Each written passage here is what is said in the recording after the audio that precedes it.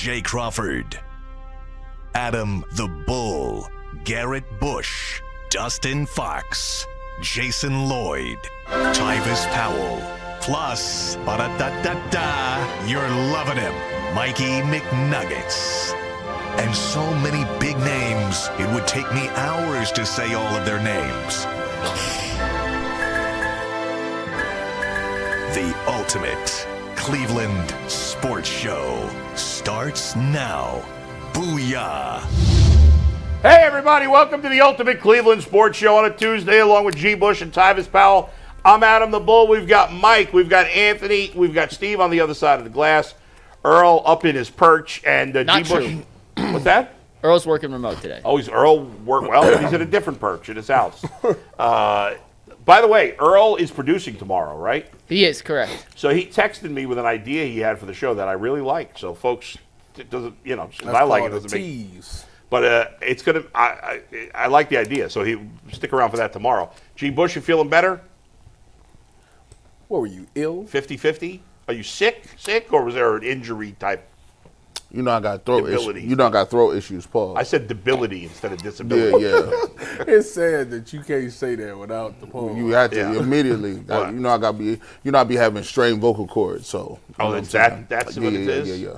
So you can't be animated. You got to take it easy. I mean, I'm gonna give it what I got. That's what the Cavs need to do. I've been dying to see you because you last time I seen you, it was the Cavs was better without DG. I really didn't say that. He's pleading the fifth on that one. That never happened. I need a tape on that one. Well, speaking of the Cavs, let's get right to it, guys. Mike, we got a lot to talk about because the Cavs, who were the healthiest team in the NBA all regular season, are now the unhealthiest team in the NBA left in the NBA playoffs, unfortunately. Yeah, it's crazy how one game can change everything. Let's talk about it after a quick word from FanDuel. The NBA playoffs are now in full swing, and every night delivers highlight-worthy performances, major momentum shifts, and can't-miss moments, whether it's a game-winning shot or a breakout player. There's never been a better time to get in on the action. FanDuel makes it easy to stay in the game before tip-off and live during the games. With player props, performance trends, and same-game parlays, fans have more ways than ever to play smart and win big. Are you new to FanDuel? Well, right now is the perfect time to sign up. Head to FanDuel.com/UCSS and place your first $5 bet. If it wins, you get $200 in bonus bets. Make every moment more with FanDuel, the official sports betting partner of the NBA. So in the regular season, the Cavs took every precaution possible to keep their guys as healthy as possible for a playoff run. Rest days, load management, minute restrictions. No starter played more than 32 minutes per game in the regular season. And then in Game 2 against Miami, Darius re-aggravated a toe injury. After Game 1 against Indiana, the Cavs' injury report is littered with key contributors from Donovan Mitchell to DeAndre Hunter to Evan Mobley to Darius Garland. And yesterday at their pre-practice media session, Kenny Atkinson was asked about all these injuries. I played the whole clip. It's 4 minutes long. I'm going to play the entire thing so you get the full context from Kenny on the current status of some guys for tonight's game and how he felt about the level of physicality Indiana brought to Game 1. Here's Kenny Atkinson. Let me address that because there's some context around that, and I just want to kind of the lead up to this is kind of all what I said. I mean, Indiana deserved that. They're a more physical team.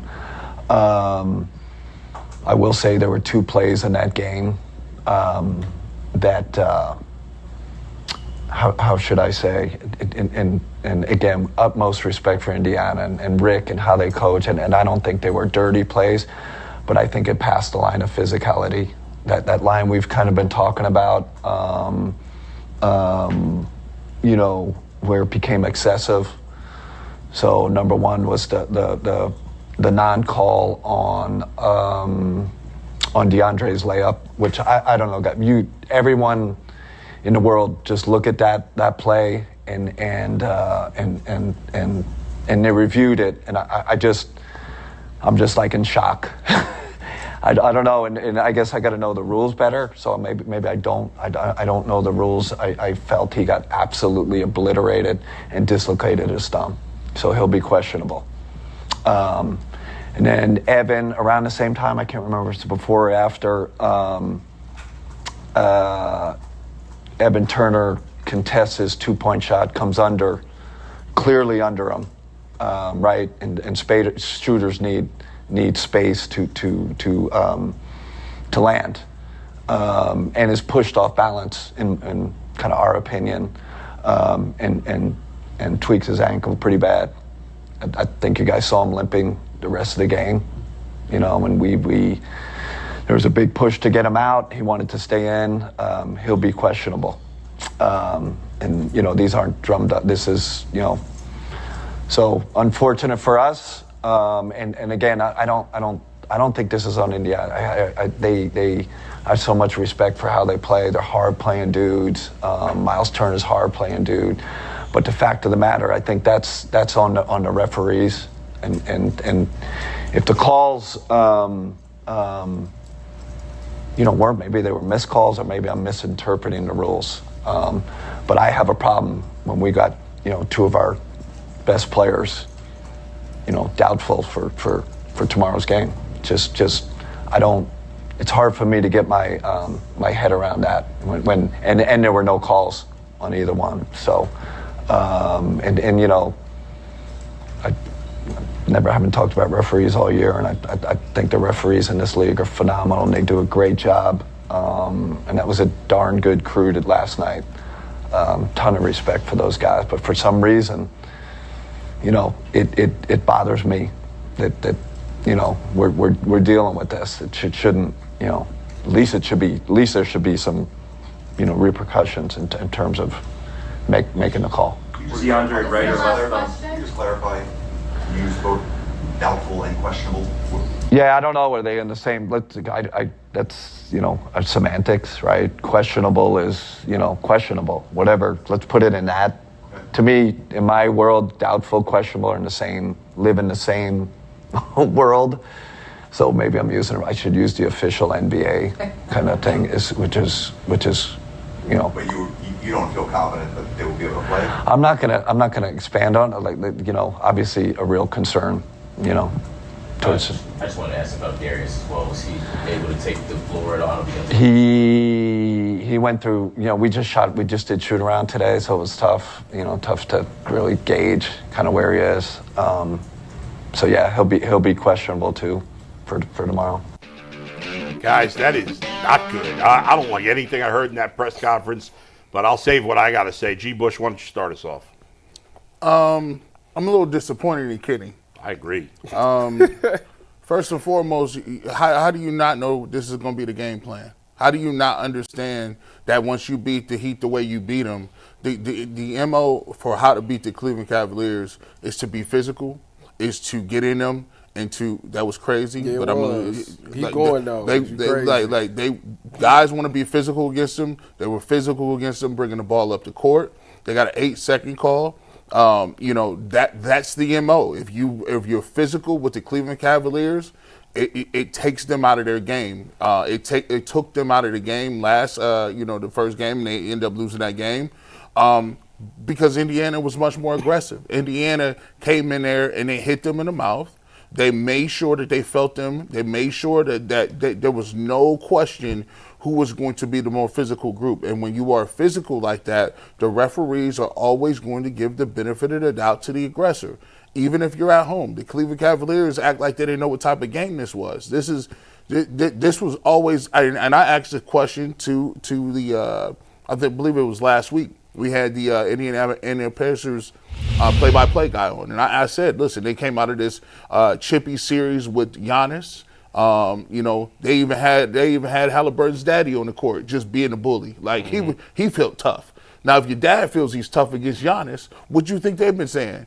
So this was always gonna be the MO. And Kenny, you can't come up here today talking about I just can't get over it. You better get over it. You got a game win today. At the end of the day, bro, you got a game in a couple of hours. And I'm gonna just say something. I love this, man. I love this about sports.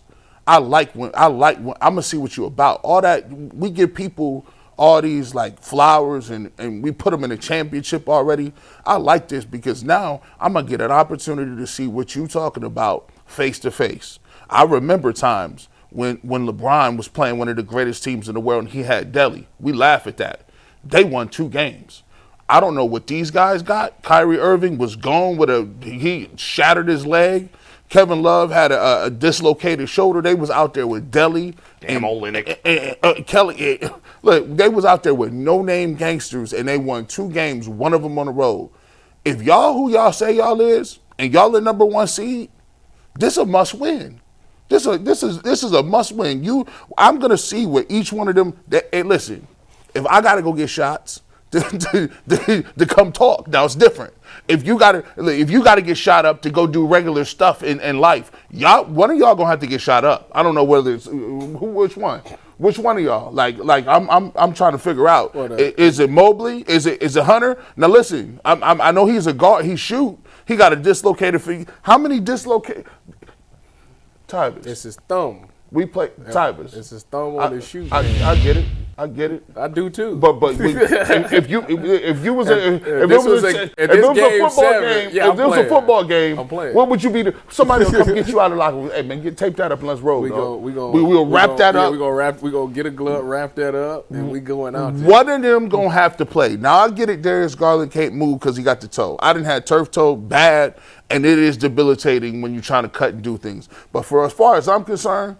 Ain't no pity party. They got to bring that type of fight to these same guys. And Kenny, whether that means you got to get Tristan Thompson off the bench to go give somebody an elbow, but this is unacceptable. And this is what happens when you preach this passive good guy mentality. Listen, I get mad just hearing him. It was up to the refs to tell him to stop. Somebody gonna punch you in the face and you gonna wait for somebody to break it up. I'm gonna try to kill you. I'm gonna try to really put you like I get angry inside. You go, Tybus, the refs are supposed to call that for us. At least I can't wrap my mind around. Listen, my hands get loose. I'd be like, bro, you disrespectful. To me, the Cavs better figure it out. And they got about a couple hours, and it didn't start with him not talking like that. Like he's still, it's a whole nother game. You don't see all them other teams get beat? Celtics got beat. Yep. OKC got beat. This the playoffs, bro. You better get your mind together. You thought this was easy? This is wild.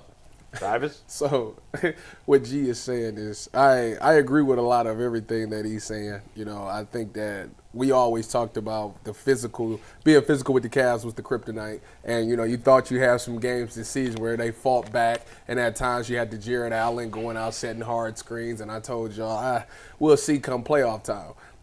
I think that what the Pacers is doing, it shouldn't be shocking because the Pacers did the same thing to the Celtics last year in the playoffs, where it was like nobody said they had a chance, and they came out there and they shot the lights out, and they play hard.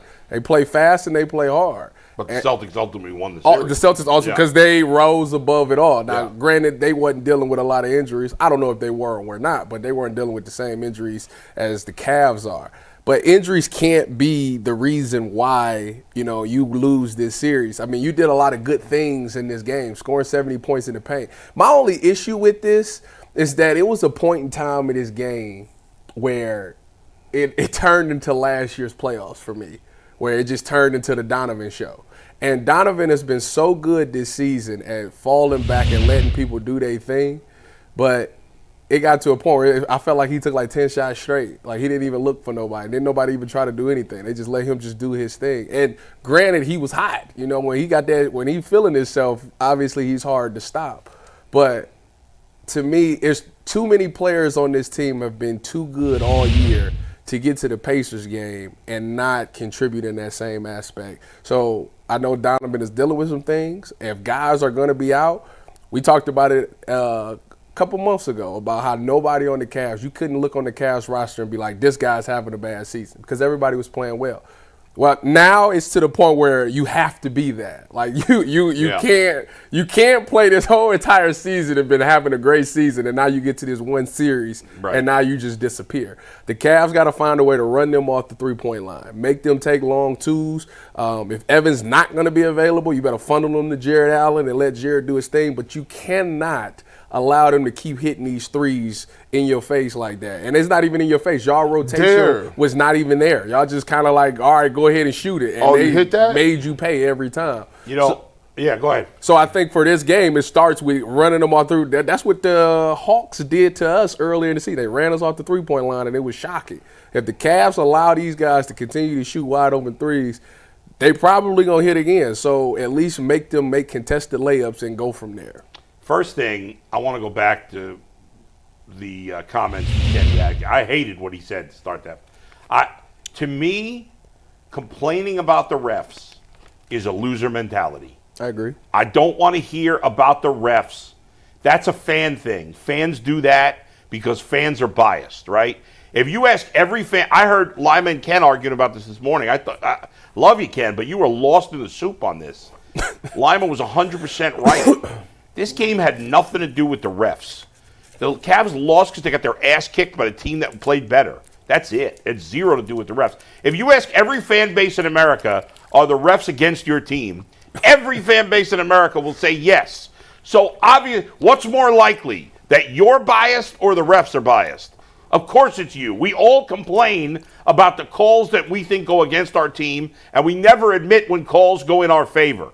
It had nothing to do with the refs, and Kenny just, to me, that's all. He said it, he's like, I haven't talked about the refs all year. Well, you should have continued not talking about the refs. I hate that. Number two, Mike, there's no confusion in my mind. These guys are doubtful. It did not sound like Kenny was confident that any of those guys and I don't would be able to play. I don't want to criticize a guy for not playing.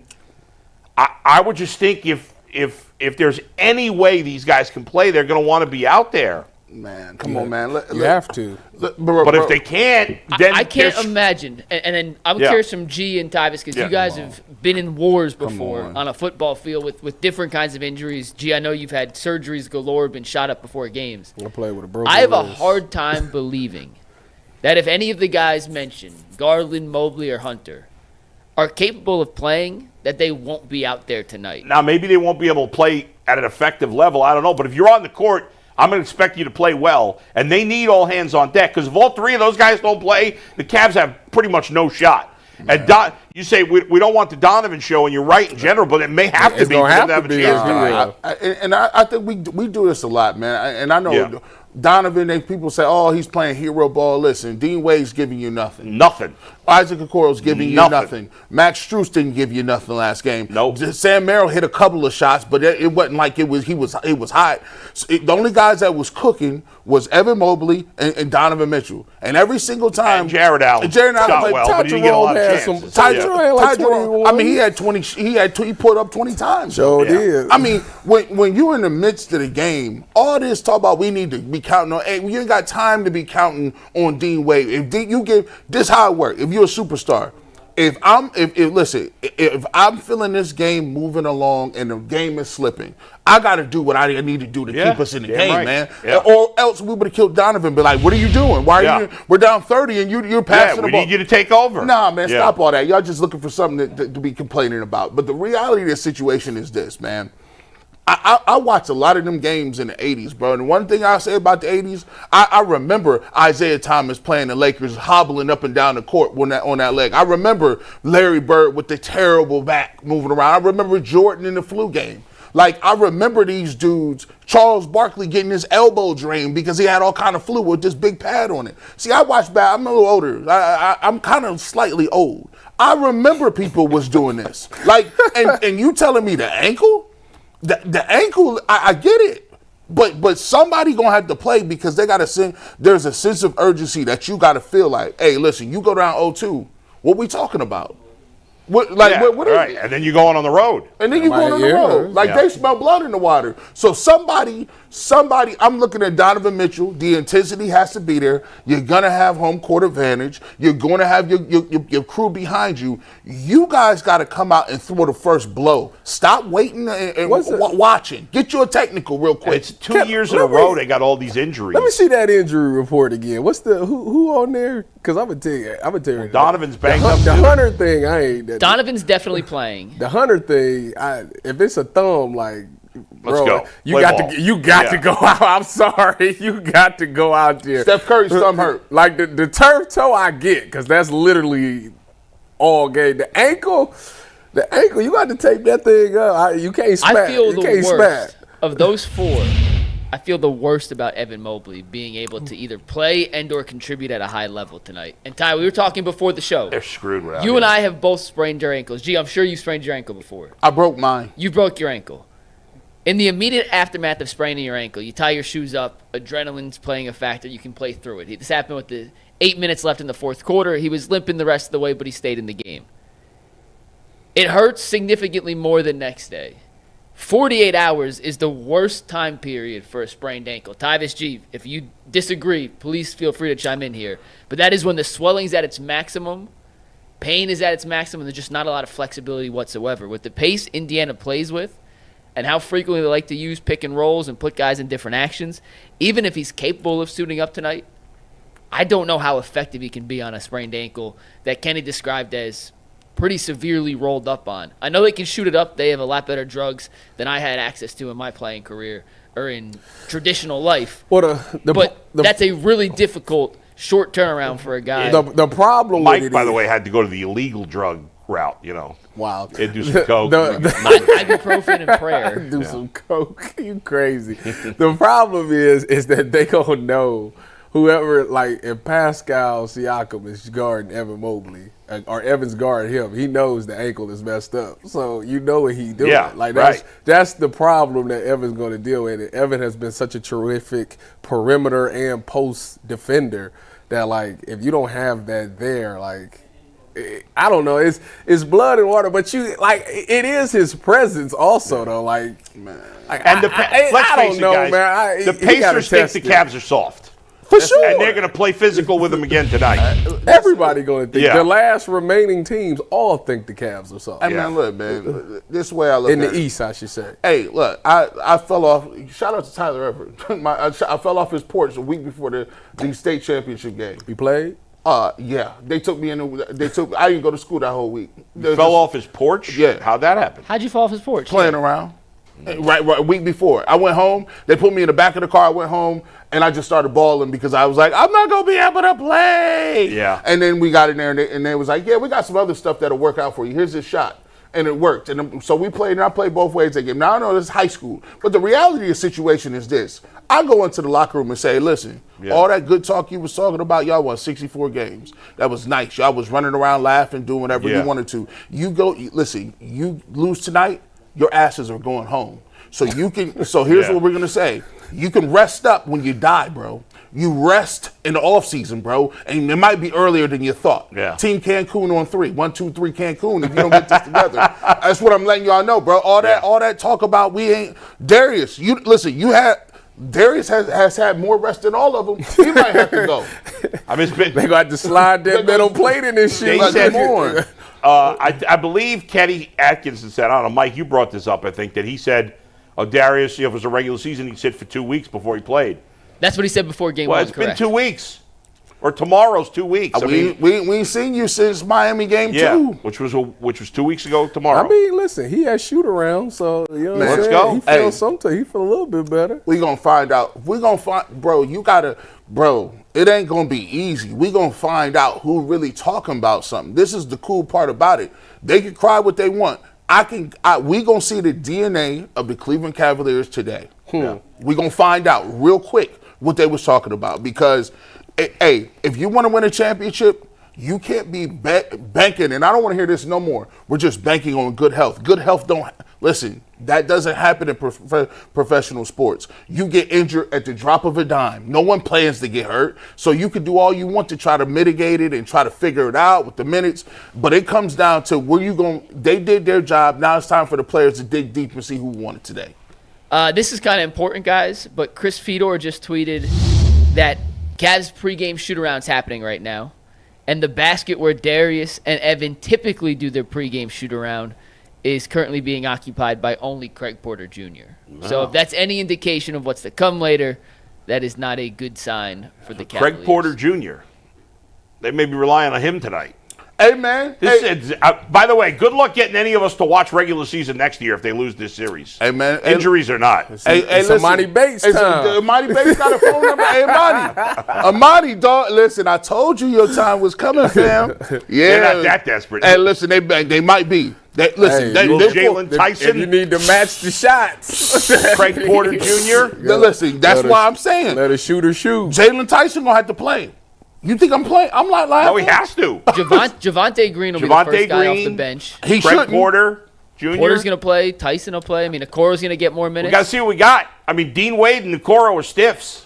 You got to see who's ready for the moment. Dean Wade, we already know Dean Wade and Okoro are not ready for the moment, Mike. No, I'm just saying, guys who haven't played yet, you're going to have to rotate in to see who actually will show up in a playoff situation. I meant to ask you this, McNuggets, though, too. Yeah. Shoot. I feel like a lot of people, I don't like when people say this. I feel like a lot of people is not judging it from a basketball standpoint.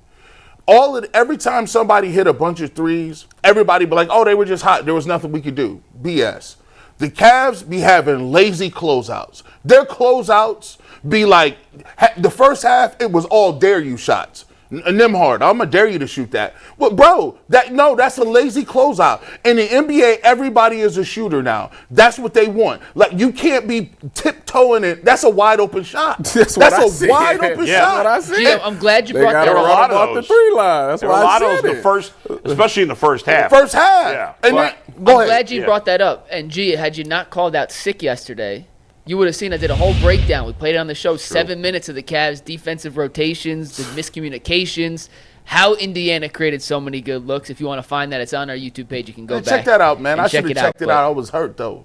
A lot of What is this hat you're miscommunications. wearing, Mike? What is that? Seattle Mariners? No, it's Triton Nutrition. It's my cousin's protein. I and thought it was wellness Arizona company. State the whole time. Sun Devils. Supporting good brands. But my cousin right. sent me a hat, so I'm gonna wear the hat on there. Very good. So thanks to me, you gave him some pub. Yeah. You wouldn't even Last mention thing it. before we move on here, Steve, Yeah. pull up the injury report again. Yeah. We know for sure, and as of now, they're listed as questionable, but Garland, Mobley, Hunter, and Mitchell we assume will play. So even though he's on here, let's take him out. Did Chris say anything about Hunter and Mobley? Say it again? You mentioned what Chris said about Garland. No, it's Did the he only say tweet I anything saw about from Chris Hunter so and far. Mobley? I'll continue to monitor, but I haven't seen anything yet. All right. Of those other three, Tyvis, we'll start with you and go around the horn, but rank those three in order of most important for the Cavs if they're going to win tonight to play at a high level. Besides who? Take Mitchell out because Mitchell will All right. play. The three that are up in the air. How would you rank these three? Mobley's 1, Garland's 2, Hunter's 3. I don't see it any other way. Yeah, I can't see how it's I any other way don't see it either. any other way. You see it another way? I'm with Tyvis. What'd you say? Go ahead, girl. Mobley's 1, Garland's 2, Hunter's 3. Yeah.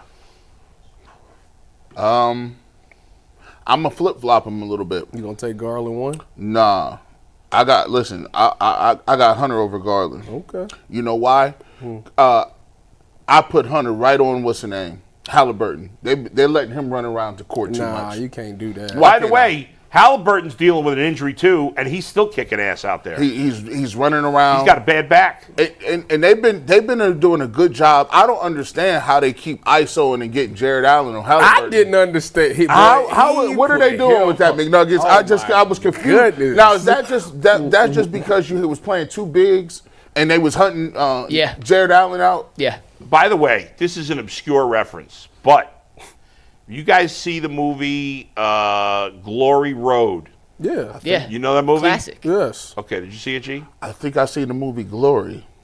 Well, You don't know Glory's Glory different. Road with the black players. Glory was the first black Texas Western. first black starting lineup in college basketball in Texas. Bobby Western. Joe Hill. Gotcha. I Right, seen that. who was played by what's his name? I can't remember the name of that actor. Is his name Darius? What's his name? No, it's not Darius. What's his name? I can't think of his name. Booby Miles. That's who it is. Right. What yes. about But I can't think of the actor. I can't Luke, think of Derek Luke. Luke. Yeah, Derek Luke. So, but there's another guy. You know the guy that plays Wormsley? Like he's skinny, short guy. He's The got one like that a had- mustache. yeah, the one- Sam Jones the third. Okay. The one that had to put the mask on because he got his nose messed up. Can't in remember. It practice. might have been. But anyway, the Pacers have this guy who looks exactly like that guy. Ben Shepard. You're thinking of Ben Shepard. Ben Shepard. That's it. I saw him. I was like that. Is his name Wormsley? What was the character's name? Yeah, The real Willie guy. Worsley. Worsley. Yeah. I'm like, that's Willie Worsley. It's the same guy. That's crazy obscure. That you That's had crazy. It had nothing to do with anything. I thought you was about No to. connectors. I No. thought you was about to No say- connectors. No, I'm just None. connecting to 1960s basketball here. I was like, I wow. thought he was about to say He had something. the Pacers remind me of the Glory Road Oh, team no. or something like that. No. No. All right, guys, we'll get back to some Cavs Wow. talk in a little bit. We Yeah. got a guest we're going to bring into the show. Our next guest is brought to us by Skylight. It's a perfect holiday gift. You can say goodbye to sticky notes, scribble plans on the How fridge, are you, man? and overlapping calendar invites. The Skylight calendar is here to bring clarity to the chaos and help families stay organized without the stress. This sleek digital display syncs with your existing calendars, Google, Apple, Outlook, and more, making it simple to track appointments, practices, dinners, and reminders, all in one easy-to-see place. Right now, Skylight is offering our listeners $30 off their 15-inch calendars by going to skylightcal.com/NFL. Go to skylightcal.com/NFL for $30 off your 15-inch calendar. That is skylightcal.com/NFL. And with that, we are thrilled to welcome in, first time on the show, it is Boogie Knight, maybe the best name we've ever had as a guest on the show. Great movie, too. Great movie. Yeah. He is the head of operations at Young Money APAA Sports, close friend of Shedeur Sanders, and he's in Cleveland now. How you doing, Boogie? Man, great, man. Happy to be here, bro. Yeah, Man, good to have A you. lot of love in the city, man, since we touched down. Whole lot of love. How did you connect initially with Shedeur? Man, I've been with Shedeur since he was like 6th grade. Oh, really? Been around the family with Prime. Prime gave me opportunity in Dallas when he had his high school there. Yeah. So I went to be one of the coaches at Prime Prep on the basketball side with him and his chief of staff at Colorado. Now, man, we've been together for a long time. So from there to the Trinity Christians to the Jackson State, Colorado, I've been with him the whole way through. Now, you know, it's crazy. A lot of people don't be knowing. It's like you said. I remember a couple of years ago watching him on TV with Prime Prep and doing things with the football. And from that point on, going to Jackson State, like a lot of people don't understand. Like he's been doing like a reality document his whole life since he was like 6 years old. He was on OWN There you because go. I remember it was Prime and he had a Family reality Playbook. show too. So Yep. so kind of explain to people, like people kind of like, oh, he's on camera all the time. It's like he's been doing this since he was 5. Yeah, it's normal for him. That's his norm. Like he's been doing it since he was like the Deion Family Playbook and all those years, man. And he's been groomed the right way, and that's why he's well spoken. He understands things from a different perspective than most his age. Real sharp kid, probably the sharpest I've been around at that age. And so he's been on camera all his life. It's not nothing like he's doing it for attention or just I have to be on camera. And then even then, when I tell people, for one thing, like if you take his own cameras away, no matter what building he steps into, there's still 30, 40 cameras in his face that has nothing to do with him. Yeah, that make a lot of sense. I mean, he's speaking of, obviously he got down in Cleveland. We seen him obviously go work out, and then we see him go to John Marshall to talk to some kids. What went into those things? Like, is that something he was like, you know what, I want to go talk to kids today? Well, how did that come about? It came about because his story is he has one of the things where he's real passionate about the youth. Mm-hmm. He's always been that, like, so even coming into it, every city we hit during the pre-draft process, you can see he went to Miami. He showed up to a high school to go speak with some kids, bring them food. He went to Vegas. He was training in Vegas. He did a high school there. In Colorado, he's done many schools in Colorado. We went back before Pro Day, 2 days before Pro Day, he went back to a Northside school in Denver to go, like, so he does it everywhere he go. And then when we got to Cleveland, he was like, man, you know, I want to embrace the city. I want the city to embrace me as well. So, and I always felt like for him is always, I can't really say much about the older crew, but I can always get back to those that's coming behind me. So he like, man, get there and connect with somebody in the city and figure out, you know, where we need to go first. And then when I started reaching out, I'm connected with, you know, Jarvis Landry and his team as well, who was here in Cleveland. Mm-hmm. A lot of people who was there before. So I reached out to them, and he just kind of guided me and connected some dots for me, and that's how we ended up at John Marshall. Mm-hmm. But what would you say is the most misunderstood thing about Shedeur that people get wrong publicly? That he's selfish, that he's arrogant, and that it's all about him couldn't be more wrong. Most selfish person ever. And I feel bad for him sometimes, because I always tell him this, I like, bro, we've put you in some bad spots throughout your life, bro, since I've been around, like, and you've never complained, you've never pointed the finger, you've never said, man, it's y'all fault. And he's turned around. Everything we put him in position to do, we gave him the worst situation ever, and he's always turned it around. And at the end of the day, we were able to progress to go from place to place, city to city, job to job. And at the end of the day, all he got to show for is a bunch of scars and being the most sacked quarterback in the country. And he never complained. One time never said, man, why did y'all do this? He never questioned anything, and he carries it like a champ. So for me, I think for the say that he's selfish, man, I always tell man, that's the most giving, most selfless person that you'll ever give. So when you got somebody that's leading your locker room, like you can't go wrong with a guy like that because he'll get the shirt off his back. You know, the thing, when he was coming out, it seemed to me like he was recruiting Cleveland a lot. You know, it was from, I played with Cleveland on Madden. He had Travis Bazana, show Instagram posting and all these things. Yeah. What was it about the city of Cleveland or the Cleveland Browns organization that he really liked that made him want to ultimately become a Brown? Shador and Coach Prime both fell in love with Mr. Barry. Yeah. They built a great relationship because at first they didn't know much about it. Shador didn't much, but as they got later in the process, their relationship and the way that the conversations they were having with Barry made them feel a lot better. Like, oh man, that's maybe where we need to be. Mm-hmm. So, and as they continue to grow and talks continue to heat up, and you got close to the draft, it kind of started pointing to like, man, we're gonna end up in Cleveland. Didn't think it was gonna be 5th round. Yeah. But they felt like it was an opportunity, and even the week before the draft, I thought it was going to end up being Travis and Shador in Cleveland, honestly. Like, that's where the arrows were pointing. Could have been. Yeah. Man. We want Don't even go there. Don't go there. I'm just getting over that. Leave me alone. Look, come on, man. And Mason Grant's probably going to be a good player. Shout out to man. But the Cavs are down 12 players tonight, and Travis is in Jacksonville. But we were on live during the draft. Hurt.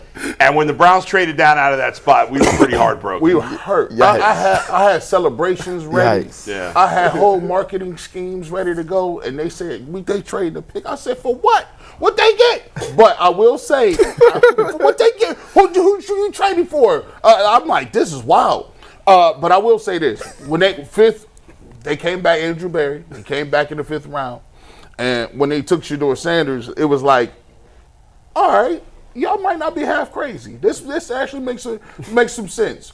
When you look at it and how Shador is as an individual, how do you not get mad when you be like, bro, all y'all cats passed on me 7, 8, 9 times? Right.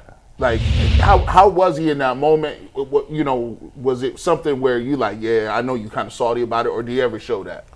Never wavered. We was at his house, for 3 days. After I left Green Bay with Trav the first night, I flew immediately back to Jacksonville the next morning with Trav, and I left as soon as he did his press conference straight to Dallas. And then I was there for day 2, and then as I was watching it unfold, and it was you could see the energy and like people getting worried, everybody around worried, and him, he's smiling. They was worried? Oh, people around, like everybody was like, what's going on? Like you could hear the chatter. And not once did he flinch. It was always, man, keep DJ, play the music. What you doing? Hey, cameraman, what you doing, man? Go capture this. You don't know the call might come in a minute.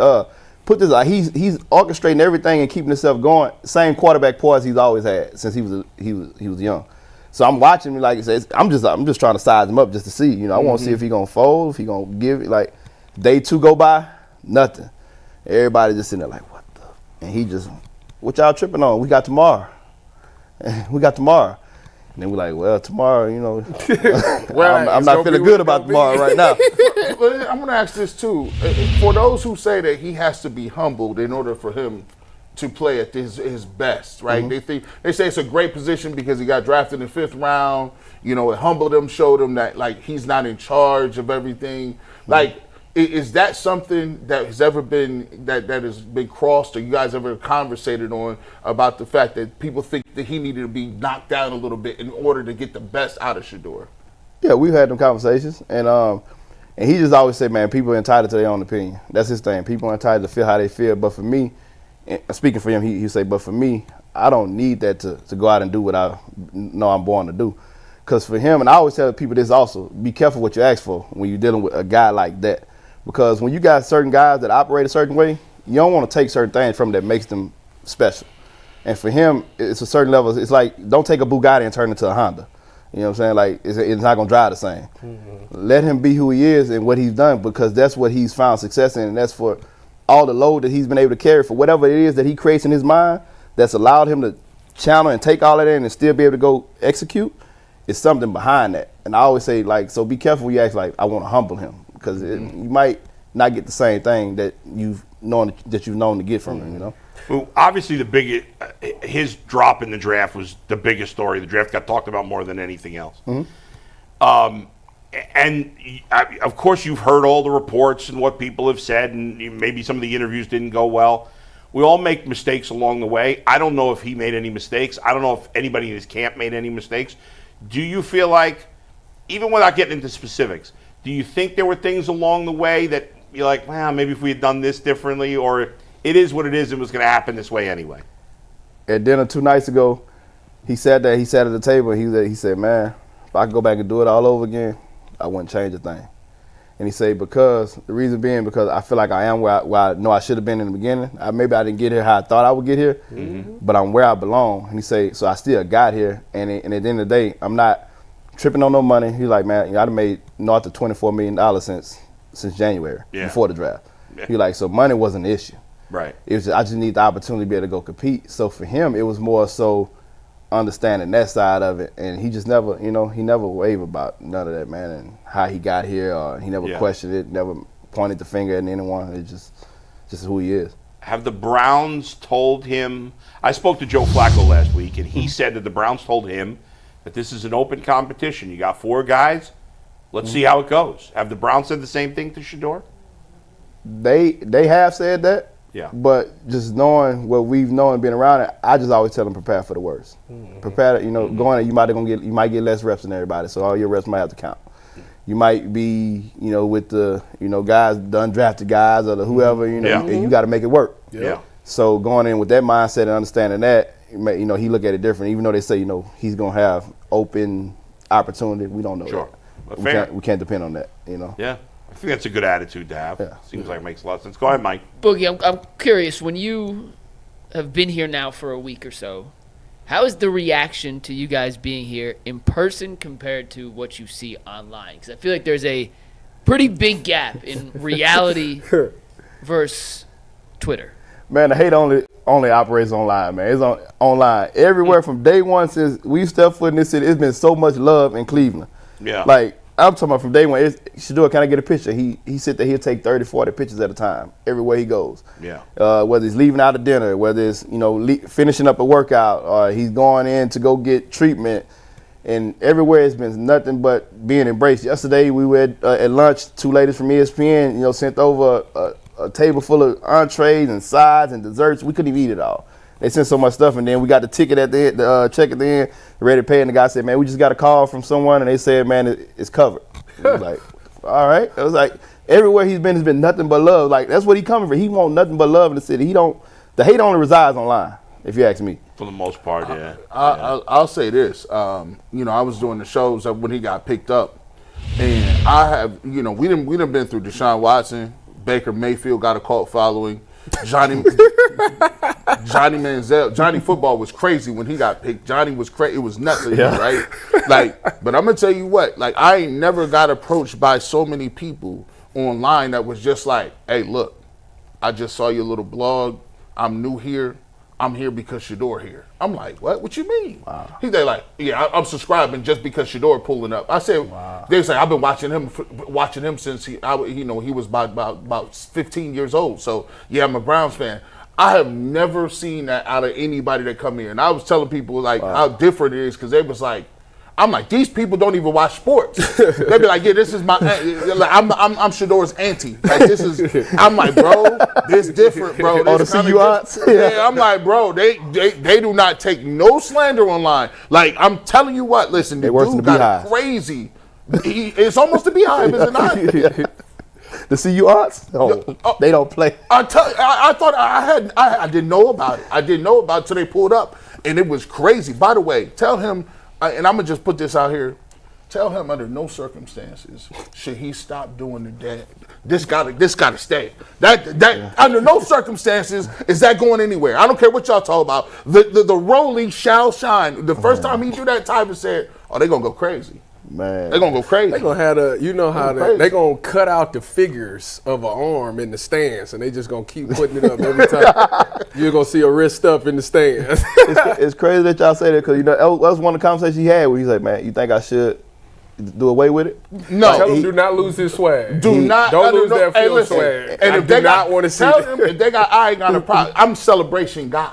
Listen, if they got a problem with it, we got you. Don't even worry about it, dog. We got you. Go ahead. Yeah. Go But I ahead. think it's cool though Yeah. that I think it is good that he's asking you the question, right? Like the fact that he's open-minded to, hey, should I do this differently? Should I think about this differently? I think that's good. Yeah, I agree with you guys. Don't lose his swag. This is who he is. That's it. Be who you are. That's great. But the fact that he was open to asking questions and being open-minded to maybe I should change something, I think is good.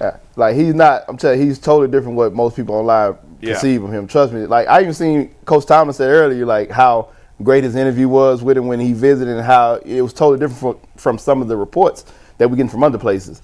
Now, I'll explain this. Let's go back to the question you asked a few minutes ago. Yeah. With some of those interviews, I would say it wasn't the lack of professionalism or being unprepared. He's never been unprepared. I think it was more so of a young kid getting comfortable and building a relationship with someone and probably trusting them a little too much and going into a room with his guard down, not understand like, man, this is a job interview still, and they trying to pick you apart. Because you got to think the Giants and those teams, man, they've been in Boulder more than anybody. They've been there so much that almost to the point where he feel like, man, oh, we good. They have certain conversations off camera. That's like, a good point. Man, it's Right. so now when I go in that room, it's these my people. Yeah. We good. I never thought about it that. I never like if I'm like that's not the first time they ever met. And I'm going back and forth. They've been there 2 years since I was junior. Yeah. We done talked, laughed, and joked about stuff. You told me I'm your guy. Yeah, and then it's kind of like, but like you said, that's how it is in interviews. You got to remember at all times they testing you and people's watching. So I never considered that, but I can see where that could go wrong a little bit. And then you got some other interviews where he wasn't as close with some of the guys. You don't get those reports because he's going in those with a different mindset of, okay, I gotta act a certain, talk a certain way because I don't know them as well. Yeah. So let me ask you though, the one thing that happened, you probably wasn't there, but obviously the prank, the prank. I was there. You was there for the prank? I walked in right on it. How did you feel about that? And like, why do you, how do you think he reacted to those things? I was hot. I'm sure you was. Steam coming out my ears. And again, I look over at him and he, phone hung up. He just keep it rolling. DJ cut the music back on. He grabbed the football. He got with his quarterback coach. He got in the field. He started throwing. Playing catch. And I'm just sitting, I'm over there just like, why would they do that? I'm just trying to process this in the moment. Yeah. And he just over there throwing the ball, playing catch. And he come sit back down, and then go on, move on, continue watching the draft. He never wavered, bro. Never. I know through, obviously because of Prime, he's able to talk to some all-time great legends, and he has relationships with a lot of players. Has he had a chance recently to talk to Tom Brady? Obviously, while Tom Brady didn't have the hype coming out of college, Tom Brady was drafted even later than he was. So I wonder, has he had a chance to talk to him, or will he, you think? He haven't talked to Tom. Yeah. Don't know if they will talk. Yeah. And I don't know. That situation even is a whole other situation. I'd have thought that was, because Tom known him since he was a kid. Tom knows who he is, and then for even them that consider him at one point and then completely take him off the board, whatever. That's a whole other conversation that I can't wrap my mind around. I don't know about it. So I just like you said, stay out of that one. I mean, he ended up here. He's going to have an opportunity, Got hopefully. the #1 selling jersey. We're certainly all rookies. rooting for him. Right. We want to see him succeed. The Browns haven't had good quarterback play in a long time. Yeah. Maybe it takes this wild story to finally end this drought of bad quarterback play in Cleveland. We hope so. Hey, listen, man. If he play well, the thing about the city is, if he go out and play well, the city gonna love him. They don't care. They gonna get behind him. They're gonna be, he gonna go to schools. It's gonna be crazy. We've been looking for somebody to take over this mantle. We still searching, but at the end of the day, we glad to have him in the city. And by the way, Shador, You can pull up too. Don't stop Yeah. playing around. Come on over here.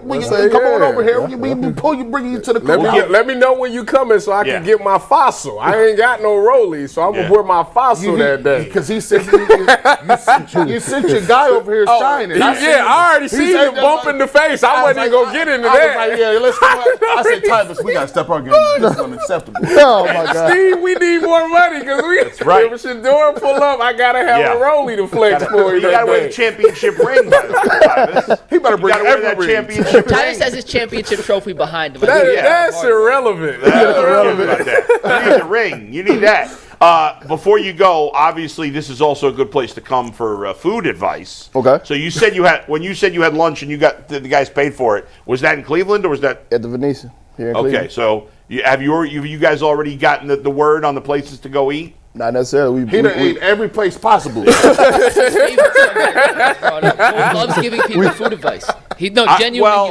it. I would just say, guys, and you guys love this place too, but I don't know. Like Cleveland, unlike he grew up in Texas. Texas, yeah. Right? Oh, they got good. So they got good barbecue.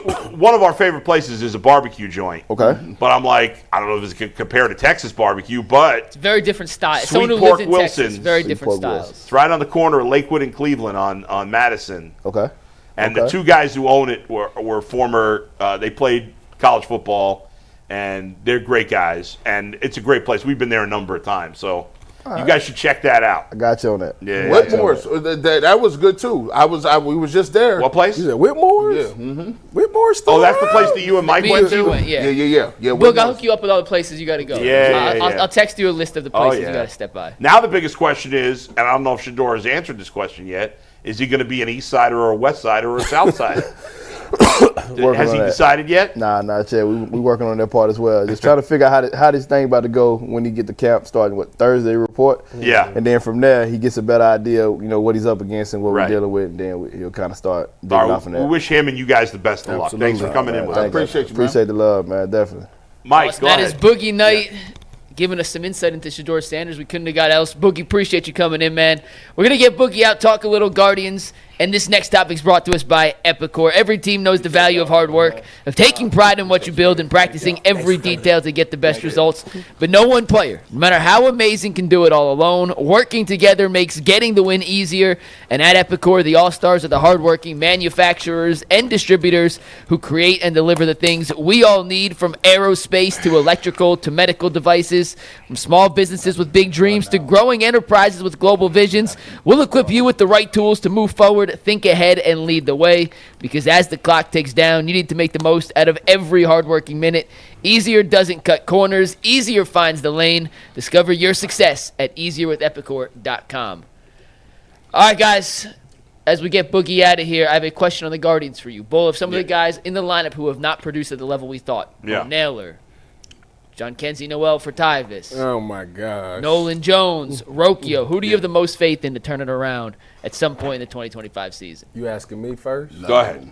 So everybody knows how I feel about Big Christmas. However, I ain't going with Big Christmas. I'm going to go with the person that has to turn it around. And that's giving us a little spark. I'm going Bo Naylor on this one. I mean, I think out of the catcher position, ever since Bull dogged him, he went out there and just... So as long as Bull continues to talk down on him, he will have a great season. Obviously, them batting averages need to come up a little bit more, but I think as this season is going on, he's really starting to get into his groove. His approach has been better at the plate. And yeah, I think that we need to lengthen that lineup. I know he's batting towards the end of the lineup. If he can give you something there, that would be great for this Guardians team. How did I do? That's pretty good. I like the argument. Only thing saving him is them home runs. That's it. Hey, he gonna turn it around. Listen, There's only two options in this for me. I mean, I'm gonna go with. I don't have no faith in Rocchio. I don't either. Here. Nolan Jones. Can I say David Fry? Yeah, well, he hasn't played yet. He ain't played yet. I like his upside over the rest. No, Yeah. I'll go with Nolan Jones, man. I thought he was gonna be something. I thought he was gonna get in here and deliver that power. But right now, look at that. One home run, 156. You gonna pick him? Bo doing better than that. But here's the thing. Like he has nowhere to go but up. Like he has no, like he's hit ground. Like think about it. A couple of years ago, this guy had what 20-some home runs. Yep. And he gets here, we bring him back. Like come on back. We see you balling a little bit. No, he's not done anything for us. He's still got long sleeves on. It's looking, it's looking nasty. Like I don't Bull, since you've known me, ever since we've started this show, sticks. The only thing I've told you is where are the sticks? Yeah, and they do a great job of never replenishing what they never had. Oh yeah, no sticks. Period. By the way, I think my little league team we played our first game yesterday. There's nowhere to go from up for us either. We lost 18-3. Already on the hot seat, Bull. We got boat race. That's called football numbers. Wait, is that mercy rule? That's football. No, numbers. because they scored like 12 runs in the last inning, and they were the road team, so we had to get our last at bat. That's a Brown score, 18-3. It was rough. But the good news is, my son got 2 of our 3 hits. He went 2 for 2 with a double. He's turned into a man I'm about child. to say, he figuring it out. He had 2 balls to the outfield. He had a fly ball single with. We had to hold him up. We had to hold the base runners up because I was worried he was going to get caught. And then he ripped it. Then against this hard-throwing relief pitcher they brought in, he hit an opposite field double down the line. Who would have known? We thought he was going to be a theater kid. Well, he's still a theater kid, but, but now he's good at baseball. Baseball is in his roots, though. You see, Bull gained some weight, but Bull still got the fundamentals. We seen it at the softball game. It's in there, buried under. He can't move like that, but his instincts are still there. It's buried under 100 pounds of fat, but it's in there. Maybe one day I can get it and be playing in these like 60-year-old softball leagues. That's my dream. Him and Jason just lose the belly. I'm telling you, they'd be really good baseball I got to players. lose 2 bellies. Wait till you get over 40, Tyler. That's the first place it goes. It's the sides. Your sides, bro. It don't be there. I hate it. Every time Steve takes a wide shot of the set, I'm like, oh, look at my stomach. It's disgusting. But in terms of the Guardians, the answer is Nolan Jones. Because he's the only one. If you look at the metrics on Nolan Jones, they're actually pretty good. He has had bad luck. Now, he only has 1 home run. That's not bad luck. I mean, some level it is, but he's had bad luck. He's hit the ball hard. If you look at his exit velocity, he's hitting the ball hard. He's hitting it right to people. So he has a 95 exit velo this year, which is in the top 3% of all Major League Baseball players. I mean that's crazy. If you're top 3% of exit velocity, you shouldn't be hitting a $156 with 1 home run. Yeah. So some of it's bad luck, but in the end, I can't keep using that excuse. You're not producing. It's tough. And you're not helping the team win. So he's the only guy on the list that has had a good season in Major League Baseball. He has the best analytics, if you will, exit velocity. And so I have the most faith in him turning it around. Why wasn't Lane Thomas on this list?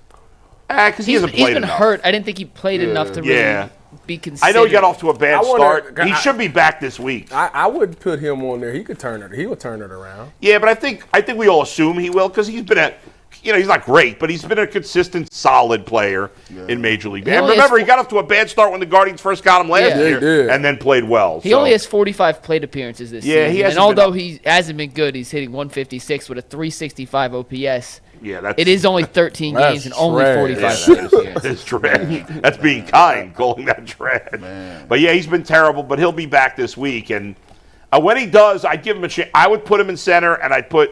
The tricky thing now is with Schneemann playing really well. I was going to say you got to put, Angel at second and Arias. Listen, I don't think Schneemann's a starter in Major League Baseball. But when you're as bad a lineup as the Guardians and he's as hot as he is, you got to play him. 4 home runs. Grand slam. Grand slam on Saturday. He'll cool off eventually, but right now he's hot. I'm not taking him out of the lineup. You need to talk bad about him because everybody you talk bad about go out there hitting I talked bad about Rocchio the other day. I don't think it today, mark it. Today. Let me tell you. He got 2 opportunities. They got a doubleheader. Doubleheader. First game. He got 2 opportunities today. One going over the fence. But you know this. This is crazy. I see you got a new Guardians hat on. Yeah. I was at the mall the other day. You know they selling the Chief Wahoos again. They are? Just brought them back. Like they got a whole crazy because they said that they was not selling them no more. That's why everybody ran out to buy. I'm not gonna say where it was at because I don't. You said it was at the mall. So I'm guessing you was at Beechwood because we know where you stay. Yeah. It was Liz. It was reputable too, and they selling the Cursive Eye again.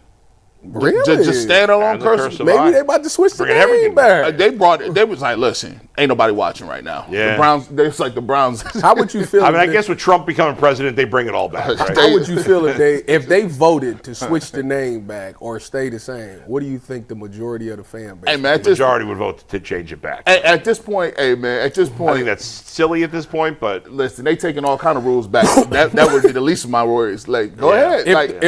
If Washington get their stuff back, they're not getting that back. Hey.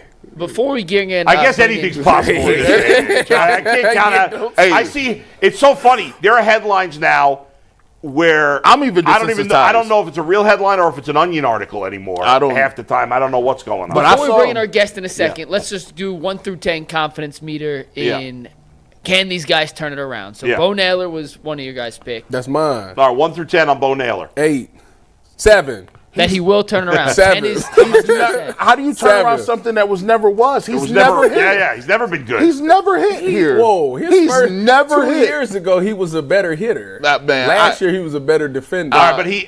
Then the question is 1 through 10 confidence. He'll be at least solid the rest of the way. 3. 7.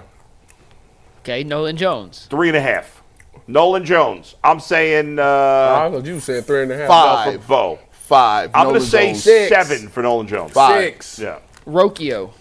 2. That was an aberration. 1. That 2. 2. Yeah, that 1. He's not. Yeah. And John Kenzie. 10. 0. That man's plate discipline is crazy. Damn. It's only He is in the latest in a long line of stiff Guardians outfielders. I mean, when they throw him nothing but breaking pitches. I would never throw him a fastball ever. And he just looks so bad. Yeah. 2. Oscar 10. Gonzalez, Franmil Reyes. All right, can't we got another sustain. guest, Bull. We're going to bring in Jory Epstein here in 1 second Okay. after you tell us about Menu RX. Well, let me tell you something. Menu RX is awesome because, folks, you know the names of those big box diet stores, diet programs. And what those places do is really just take your money because their program is the same for everybody. Yeah, I guess if you're a different weight, it's slightly different, but basically it's the same program. That doesn't work. Everybody's body works differently. So if you're sick of fad diets or big box diets that don't really provide results, go to Menu RX. You see the website there, menu-rx.com. The guy in charge, Dr. Jake May, he's a Clevelander. He's moved down to New Orleans as part of this weight loss clinic. He's a scientist and a nutritionist. He's worked with me. Obviously, I got a long way to go, but I'd be, believe it or not, even in significantly worse shape.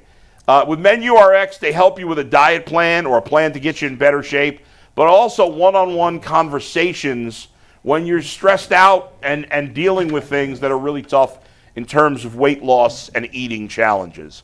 So whether you're chasing peak performance, building your dream body, or seeking optimal longevity, Menu RX will help you reach your goals. Go to menu-rx.com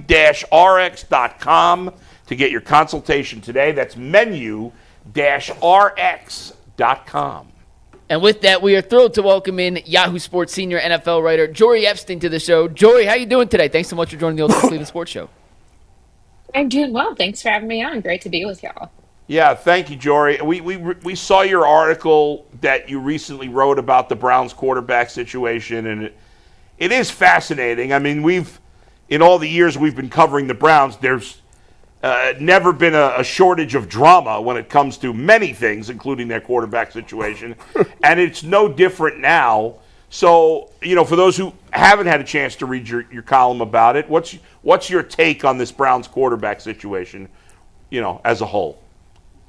Yeah, absolutely. And again, I came up in this business through Dallas with Jerry Jones. So I know you guys know, and I know that drama is good for the business that we are in. But really what was interesting to me is that are there some people around the league who are asking why did the Browns draft both Dylan Gabriel and Shedeur Sanders? Of course, this is unusual. You don't usually draft quarterbacks in the 3rd and 5th round both, especially when you have whole bunch of guys on the roster already, a lot of different moving pieces. Obviously, Deshaun Watson's still in the building, even if he's not expected to play this year, if at all, again, for the Browns.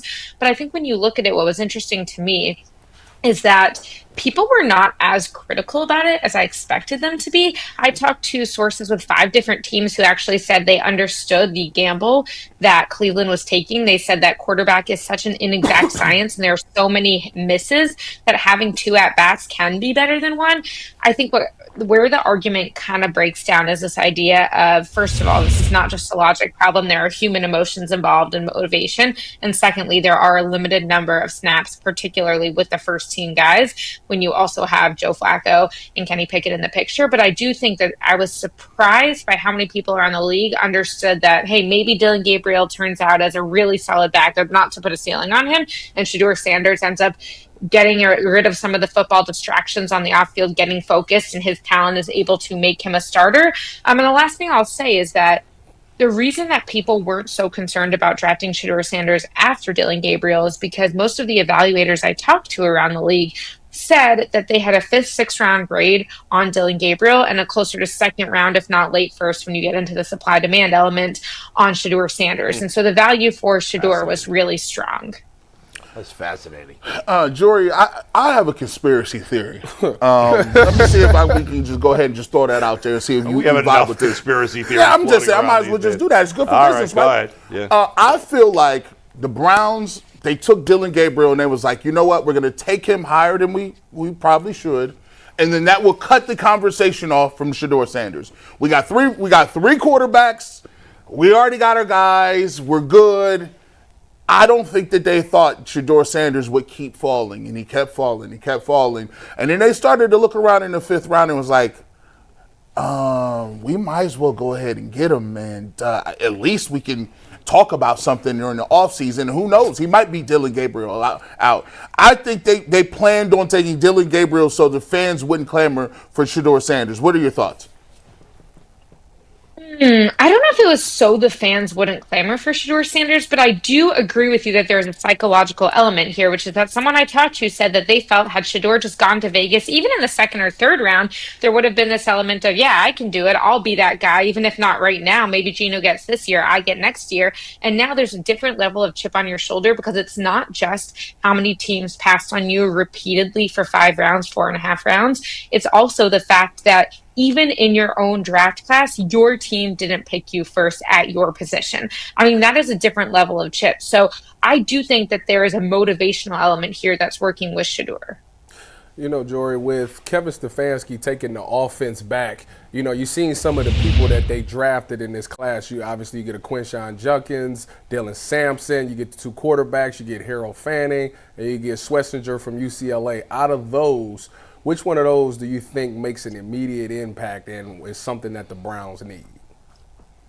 Ooh, okay. Do we count Mason Graham or you don't want Mason Graham in there? You can count Mason Graham as well. A lot of people was upset about that pick. Sorry about that. A lot of people was mad about that. They wanted Travis. Well, I know you were mentioning them, and I was like, maybe we're just assuming first round grade. Okay, then let's talk about that. I'm gonna pivot you a little bit here because it was so funny. Before I read this article about Dylan Gabriel and Shedeur Sanders, I actually wrote an article about that trade on Thursday night. Because, again, I don't know why I became like a Browns defender that weekend. It was totally not my intention.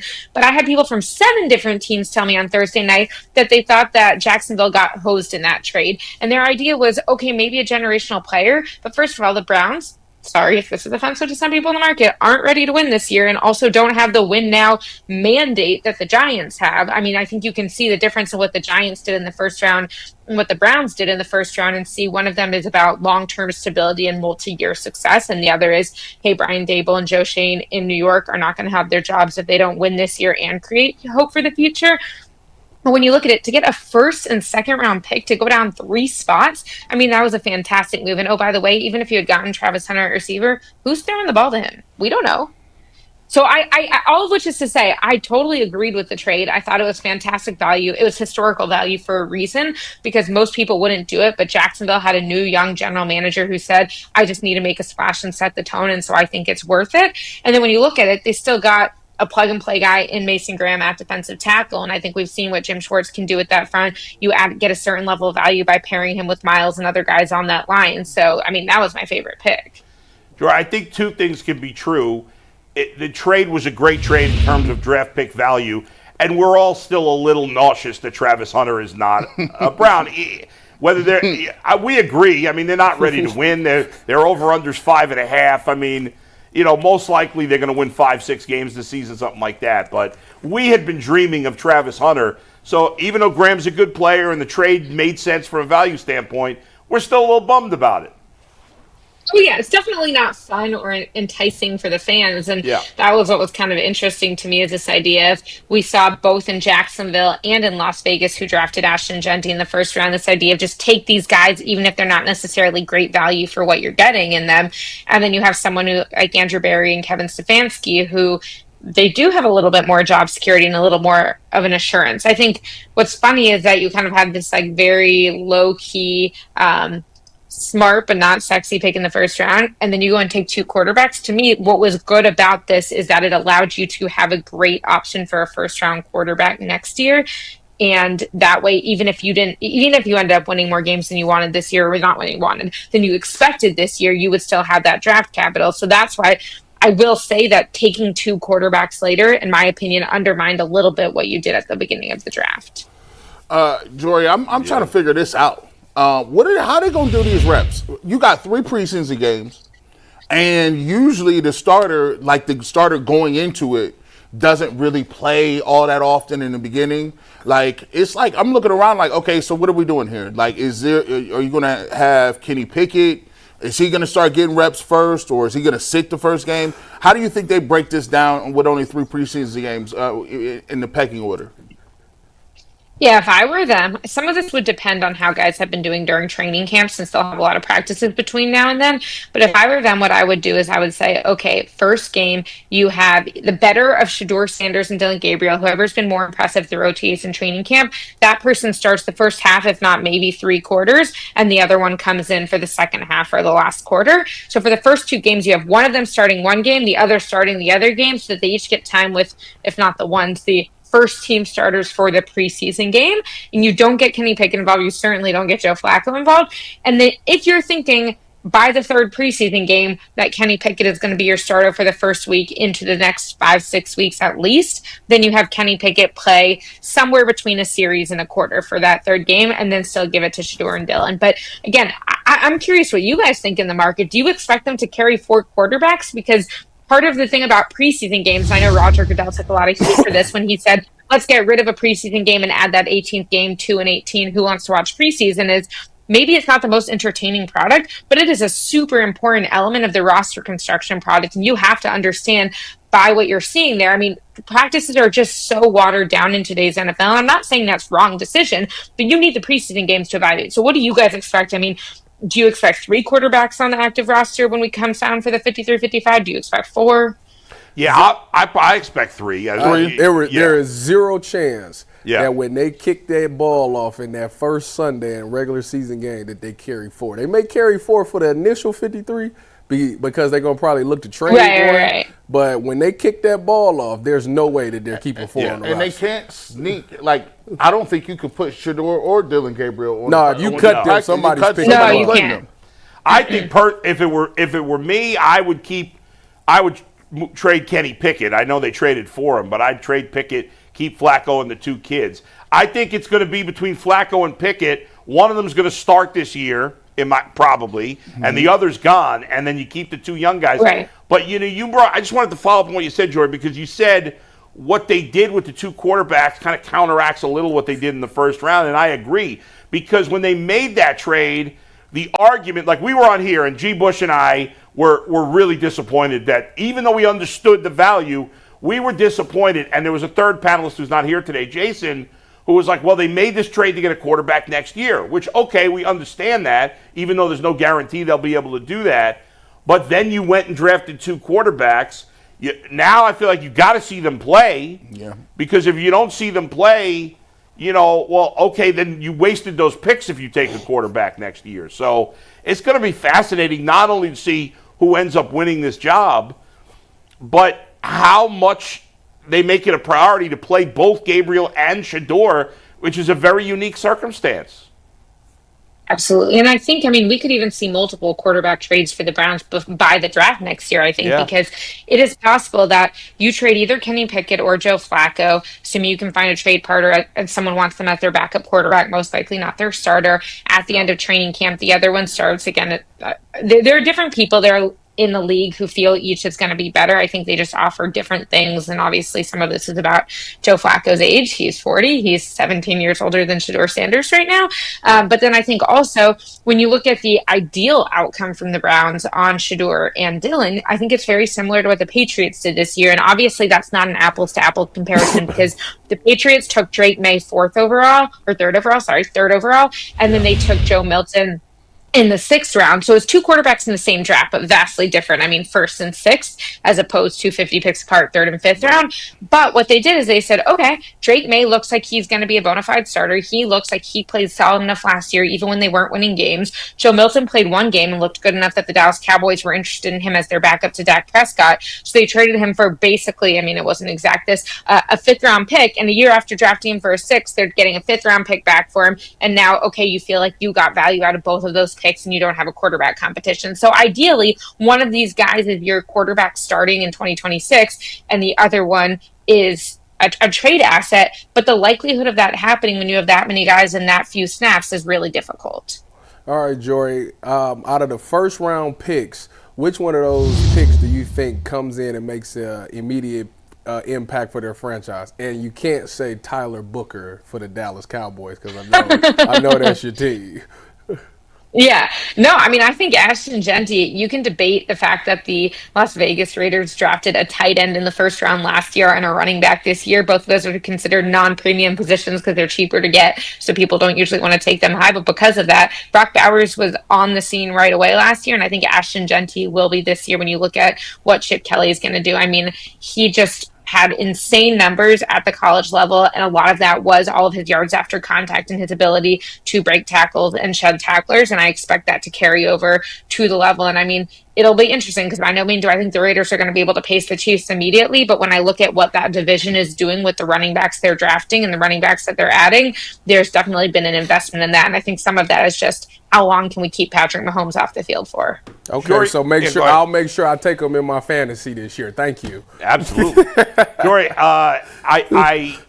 most teams want to emulate good franchises, but the Browns seem to want to emulate another bad franchise that you've covered, the Cowboys, right? And Jimmy's a meddler like Jerry. Now Jerry is the number 1 ranked meddler in the history of sports, but Jimmy's a meddler, not quite as bad, but he's still a meddler.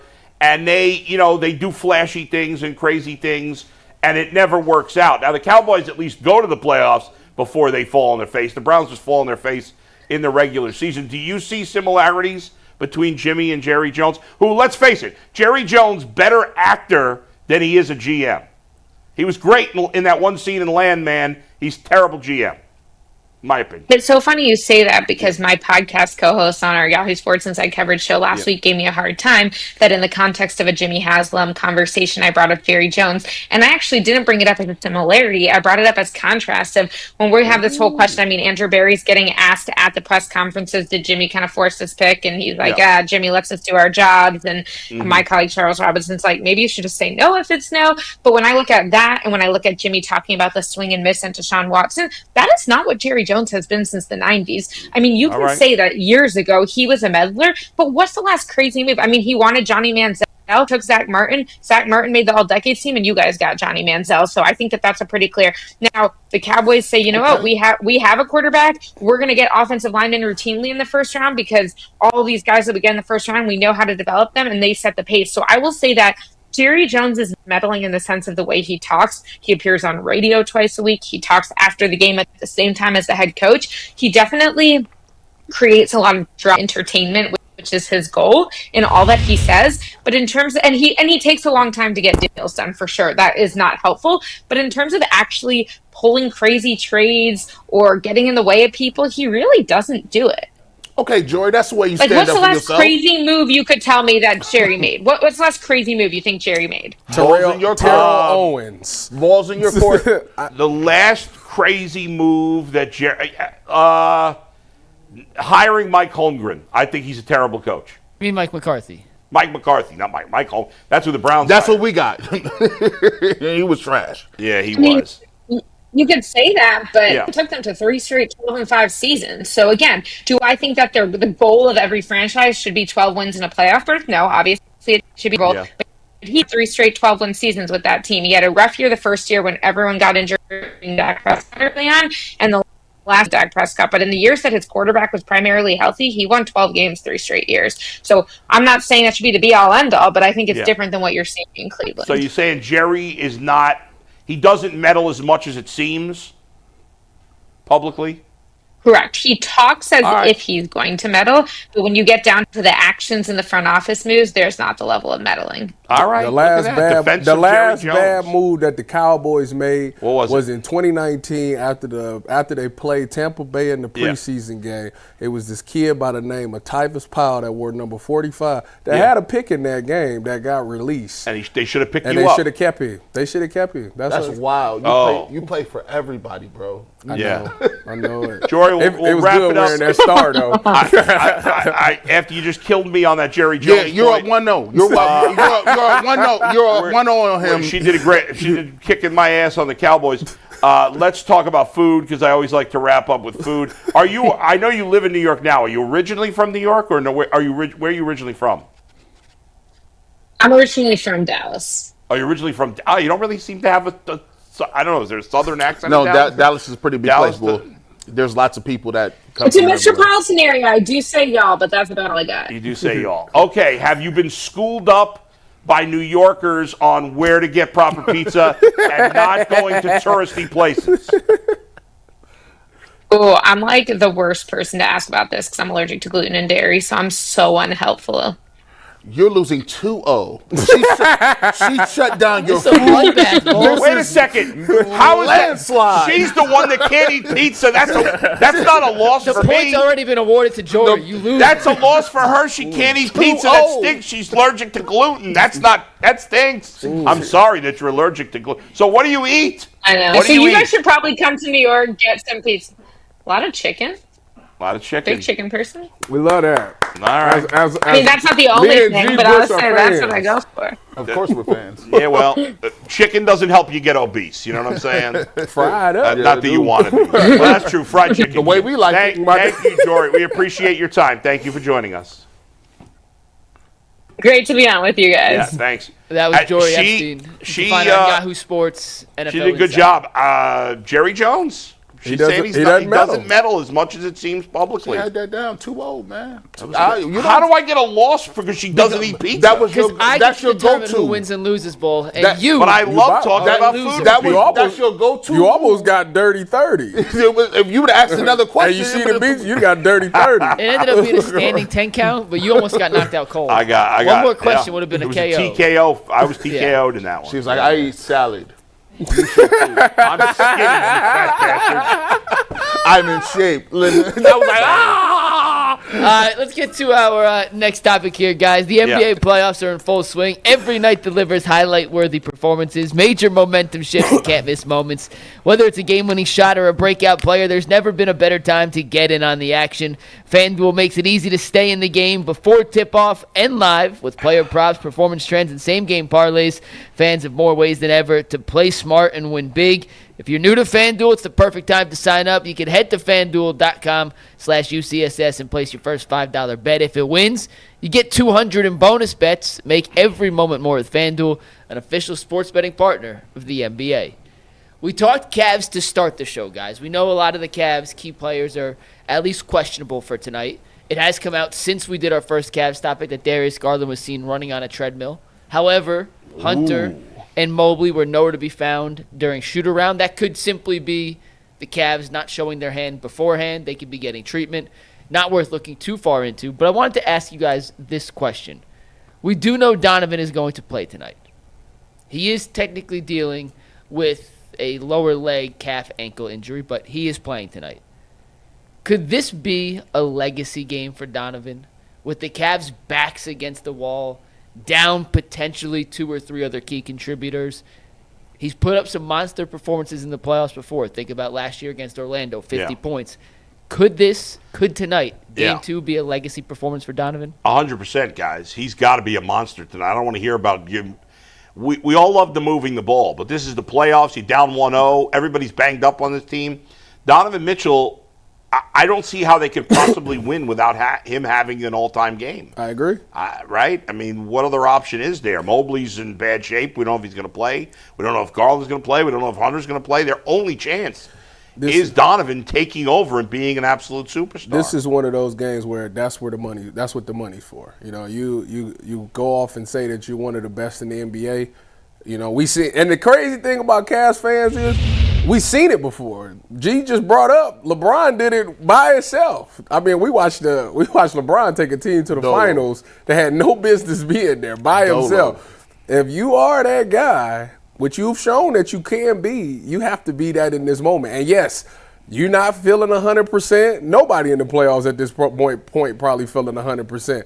But you have to find a way to get it done. If it takes 70 points, then that's what you got to do. And if you can do that, like you ain't passing LeBron, but I mean I can hear the Kyrie talk now. I can hear you over Kyrie. We could get there. Man. Listen, this is. Man, I be so sincere about this stuff, man. I be getting fired up. I'm like, man, I just want to be. I would be in that locker room looking around. I just want to look at people. He's supposed to go in there and say, listen, I need one road dog. Who rolling with me? That's it. I just need one of y'all. I need one. Who gonna roll? Jared Allen. What's up? J.A. You talk about a legacy game. This is a legacy game for Jared Allen. What you talking about? Evan Mobley is gone. I seen before the game. That's real nice, man. He was sitting up there clapping it up for Evan Mobley when he got his Defensive Player of the Year award. Nah, bro. Come on, Jared Allen. 5 rebounds. You are a guy. You're not as talented as Mobley, but you can do some of the same things. I need you running the court. I need you being physical. I need you to be intimidating. I need you to be on the glass. He caught a body now. Don't act like he did. Listen, we need a couple of them. We need a couple of them tonight. So I'm looking at Donovan, but when it comes to Donovan Mitchell, the intensity is what I'm looking for immediately because they're going to try to look at you in terms of, hey, guys, I'm looking at Donovan in terms of, hey, we not going out. We gotta swing first. We not going out like that. This is how we gonna have to set the tone. And also, Max Strus, bro, you was part of a team that had no business going to the finals. How did y'all do it? You wouldn't miss. Max Strus was out here balling. There's still guys left on this team. That ain't gonna get it done. 7 points, 2 of 9. I like the rebounds. No. You're gonna need to. You're gonna have to play defense as hard as you have ever played it. I'm telling these guys today. And by the way, stop with all the guys. Don't panic. People that be sitting there and telling me don't panic. I don't know if y'all played or not. Ain't no dope plan. We ain't panicking. We talk about sense of urgency. It's two different things. Like when you go in there and you're looking at these guys, you can't go down too. You cannot go down too. You got to be desperate tonight. Desperate, like especially because of the injuries. Thirsty, especially because you need this. Yeah. By the way, I scrolling mindlessly through Instagram yesterday, Reels. I saw two of the dumbest things I've ever seen about basketball. Which one of these is a dumber statement? One guy said, since the 80s, that LeBron is only the 6th best player in the NBA. Man, another guy said Luka Doncic is the 12th best player in the NBA. Currently. Which one is crazier? LeBron. I mean, you could kind of squint and be like, well, it's hard to get Luka past 10. But if you want to just start throwing names up there, you can make an argument. But the LeBron thing since the 80s is wild. He said Michael, obviously, Magic, Bird, Kobe, Steph Curry. No, he had him maybe it was Steph Curry, and then he had LeBron 6. It might have even been somebody else that I'm forgetting. Bro, Larry Bird is not better than nothing than LeBron. He's not better at anything, not one single thing than LeBron. No, go look at the splits. Who hit more threes? LeBron. Who shoots a better percentage? LeBron. He played longer though. That means he has a lot more misses. I'm talking about the field goal percentage. Hold on. We Cavs have a crucial game 2 tonight. We can't get into that. Yeah, you soundtracked. But here's one thing I can say about LeBron. That Bull was correct. Yeah. In 2018, this last year here, with Larry Nance Jr., Rodney Hood, Jordan Clarkson. These guys had Kevin Love. They had J.R. Smith. What's the other dude? That point guard. The corpse of Kevin Love. At that point. These guys had no business there. Yeah. And they played a very tough round against the Indiana Pacers first round. Yeah. They got the Raptors. They Right. played them very tough. And then they got the Celtics up out of here. Yeah. The thing is, if Donovan Mitchell wants to be known as one of those guys, because he's never made it past the second round. Yeah. Yeah, Evan Mobley is hurt. Yeah, Darius Garland is hurt. But they're looking at you, dog. They're looking at you. Oh. You are the catalyst to getting it done because you're in that second tier. If Donovan Mitchell ever wants to be known up there with the Tatums or the SGAs Right. or Forget the being in Jokers. LeBron class. No. Yeah, Forget that. That's God tier. We Yeah. talk about the top tier. You in that second tier, dog. You got to get it done. And the great thing about these finals is I'm looking at everybody that way. Everybody that's playing right now is looking to move tiers or the underdogs came in and punched all the number ones in the mouth. Yeah. Let me ask you a question. I need throw bias to the side. That's hard. In the playoffs, Yeah. who's a better player, Donovan or Jalen Brunson? I watched Jalen Brunson hit some I don't know. tough shots To last be determined. night. Jalen Brunson. He was balling last night in the closing minutes. I was like, I mean, but the Knicks showed. But here's the thing: the Knicks showed a level. They was down almost 20 in that game. yeah, they were. They showed a level of nah, we not about to go out like that. Yeah. There was a level of desperation. And by the way, if somehow the Knicks win that series and the Cavs lose to Indiana, then that's the final proof I need that the NBA regular season is completely meaningless. Bull. That's Yeah. why this is. And I don't think it's going to happen. I think the Celtics will win the series, but still. Let me go around the Yeah. horn. Is this a must win? Yes. Yeah. For the Cavs? Yeah. Yeah. And I feel like it's a must win because of the injuries. If they were completely healthy, I would actually say no. I agree. But because they're injured, they got to win this game. Listen, hey, chat, what we talk about, is this a must win? I'm going to let y'all know right now. And Indiana got some young guys with some confidence. Oh yeah, like they got Matherin and right now. and Nimhard and all them. Like they are feeling. Obi Toppin came in. That's and another pulled thing. train. That's, I'm just like, what is going? Miles let me Turner. ask you guys this. Yeah, they because brought in. I'm sorry, one thing. Yeah, of course. Who's the guy they brought in? Like he hadn't played the whole first half, then he came in and played really well the second half. Came in, he played the whole. Cavs or the Pacers? The Pacers. Everybody they put in was Neesmith, balling. Nemhard. Looked a little like Dale Davis, old school Dale Davis. I can't. Oh, Jarris Walker. And he had like a step back. This was unnerving. When they had the Davis boys, Yeah. Dale Davis and They Antonio was- Davis. Antonio They Davis. was hitting step backs and stuff that they wouldn't really Yeah. hitting. But that's the part of. Oh, you're thinking of Thomas Bryant. That's what you're thinking. That's it. That's who it was. I don't know if he played well. That's kind of an over. They was Didn't he hitting. come in and hit a couple of shots? They was hitting them. He had 2 points, was -2. All right, in I'm 6 minutes. talking out my ass. But G, my question for you guys, for the sake of this question, because I'm trying to make a bigger point here. Okay. Let's just assume Sam Presti was named Executive of the Year, not Kobe Altman. That just came out. Let's just assume for the sake of this conversation. It's so stupid these awards come out now. I do, and we'll tell you that, I promise. But for the sake of this I conversation, don't really care. assume Mobley, Garland, Hunter out. Just bear with me just for this. Yeah. If you're ranking the next 5 best players in the game tonight, with those 3 out of the equation, Yeah. who are the 5 players that you'd most want on your team for tonight? And I'm going to try proving a point here with this. Wait Yeah, a it would minute. be Donovan Donovan. 1 and then all the Pacers. All the guys. Pacers. You take Six all the Pacers. Pacers over Jared Allen. Yeah. Yes. Probably this four. Not Miles. I take Miles or Jared Allen over Miles Turner. Well, how? Nah, I Miles wouldn't. Turner is a much better offensive player. I would You take got- Over Neesmith, you take Neesmith over Jared Allen.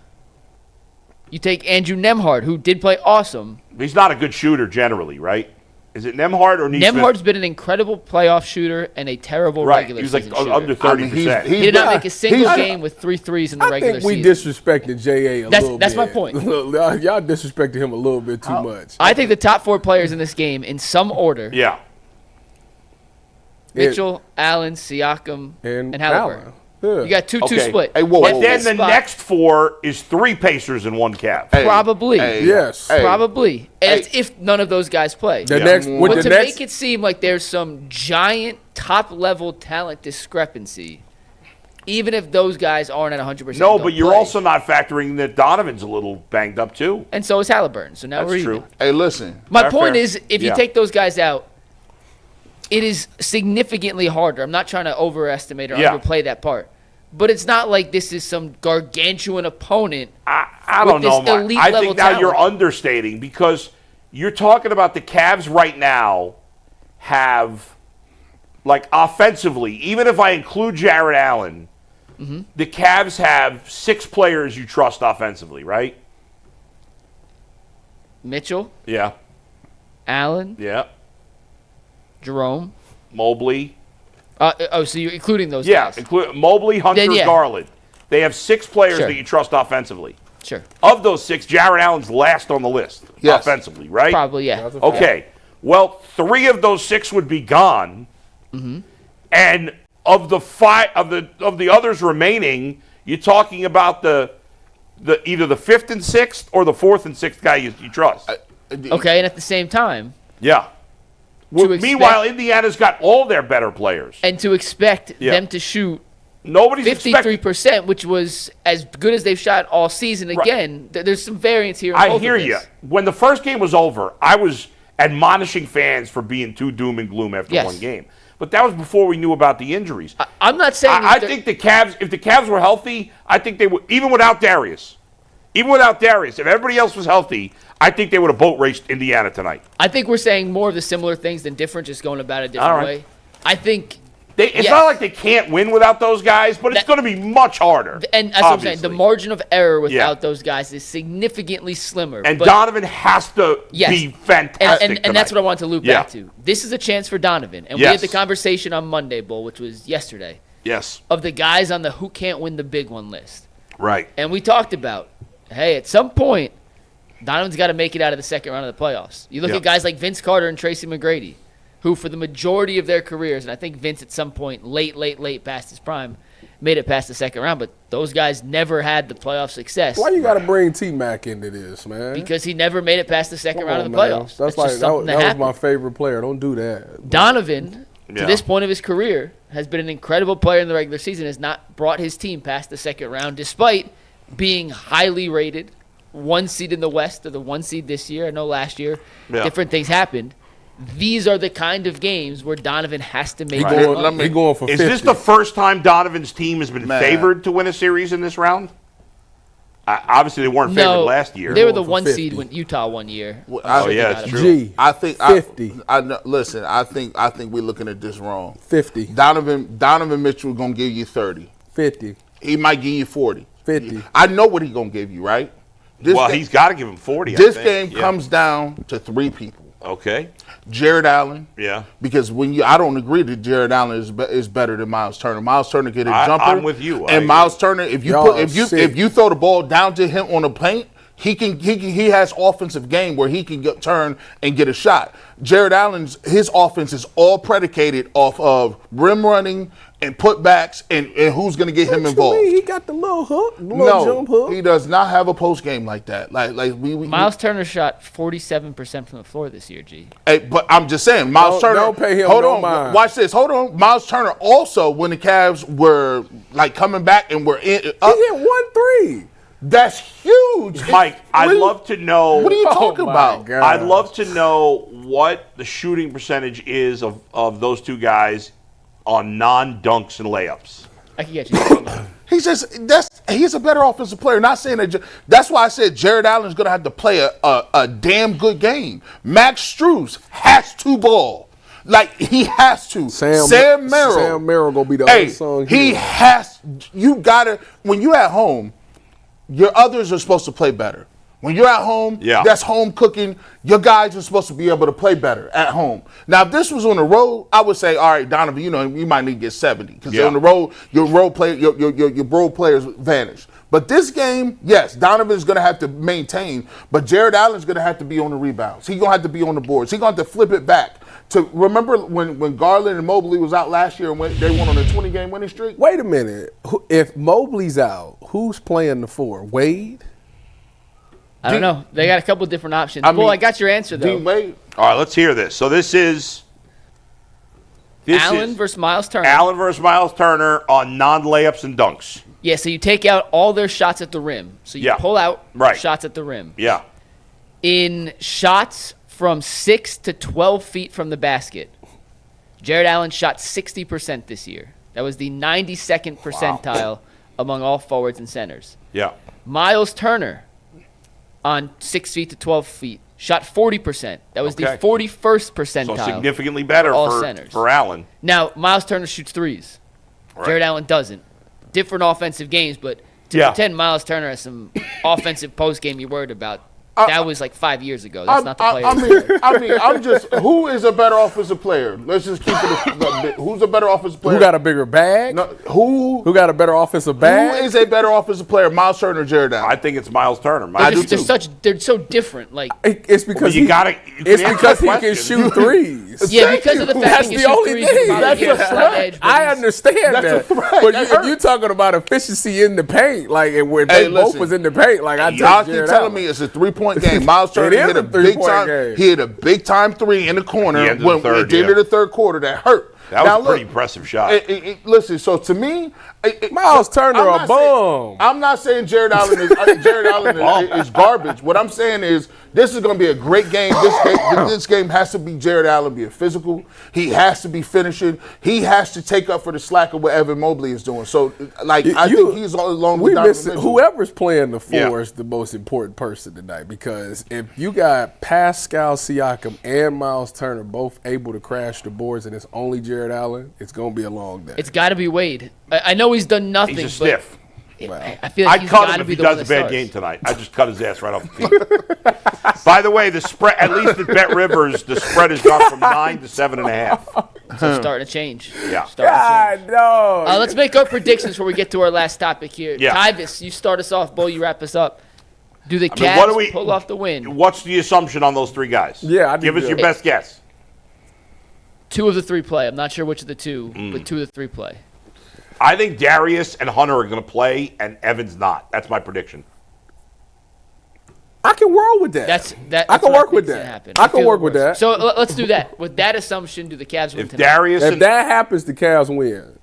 I'm assuming Darius can get you at least 15 points. I'm assuming DeAndre Hunter can get you 15. I'm gonna go with Donovan going for 50.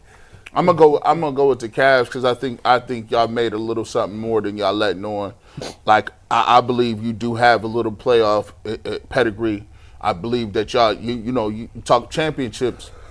we gonna see about it tonight though. Like I got y'all winning this game, but if y'all lose this game, it's a wrap. I got the Cavs and I got them covering. I got the Cavs too. Well, I got the Pacers. No such thing. We ain't doing that. We ain't doing that. I got the Pacers. I got the Pacers by 7. This is one of the biggest games. If there's any game Jared Allen could make up for saying their lights is too bright and Donovan Mitchell not known to get out of the second round, this is it. We need like a 26-16 from Jared tonight. He's capable of that. They got to go. They have to jump on them like that. None of that slow start stuff. No. And guys, and be physical. Please, there's no dare me shots. Nimhard, Neiman Marcus, Saks Fifth Avenue, whoever's shooting the ball. Cavs in 5. Get up. I need you to be fake contest. I need you to be up on these guys. No dare me stuff. That was the perfect time to say it. Neiman Marcus, Cavs in 5. Don't you think Jared Allen is capable of 26-16 if Mobley doesn't play? Absolutely. Right? I mean, he's got to have that kind of game. And he's going to be in all the pick and rolls the Cavs run if Mobley doesn't play, which is going to give him a lot of opportunities to have more of an offensive impact than we typically see when he's their 4th or 5th option. It should be fun. 7 o'clock tip-off. Bull's got a post-game show coming up on his join me tonight. I'll be on live right after the game. And there you go. Cool. We got one last topic, Bull.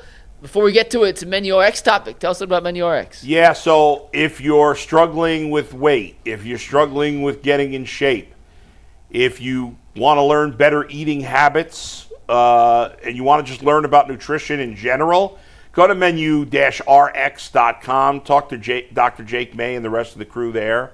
Instead of talking with like people who you don't even know if they have qualifications, in this situation at Menu RX, you're talking to people who study weight loss and food for a living, nutritionists, scientists. This is what they do. This is what they're passionate about. So if you're looking for help, if you want to drop 5 extra pounds, or you're obese, or you're struggling to get in good shape as you get older, go to MenuRx and ask for a consultation. And because MenuRx accepts many insurance plans and HSA, FSA payments, you might have to pay 0 out of pocket. MenuRx will help you reach your goals. Go to menu-rx.com.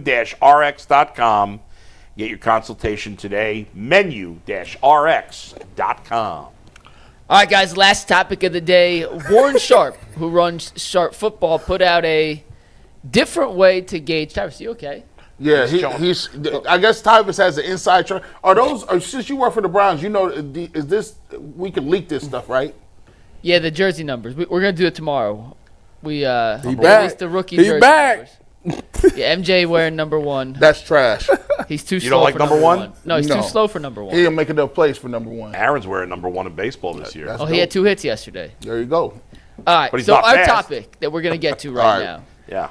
is that Warren Sharp of Sharp Football put out a different way of looking at strength of schedule for the upcoming season. When the first come out, we always hear this team has the toughest, this team has the easiest schedule. And it's based off the previous year's win-loss total. Yeah, which is not always great. Warren Sharp tweaked it a little bit, put us through his own algorithm using Vegas over-unders and predictive measures for the upcoming season to see, and it's all just a game, or a guessing game. No one knows for sure. But that's better than going strictly by last I year's agree. records. So these are the 5 hardest schedules for 2025 based on the projections of how good the teams on the schedule will be. Mm-hmm. And after the Browns had the number 2 pick in the 2025 NFL draft, they also ended up with the 2nd hardest schedule in the 2025 season. And the only AFC team in that top 5.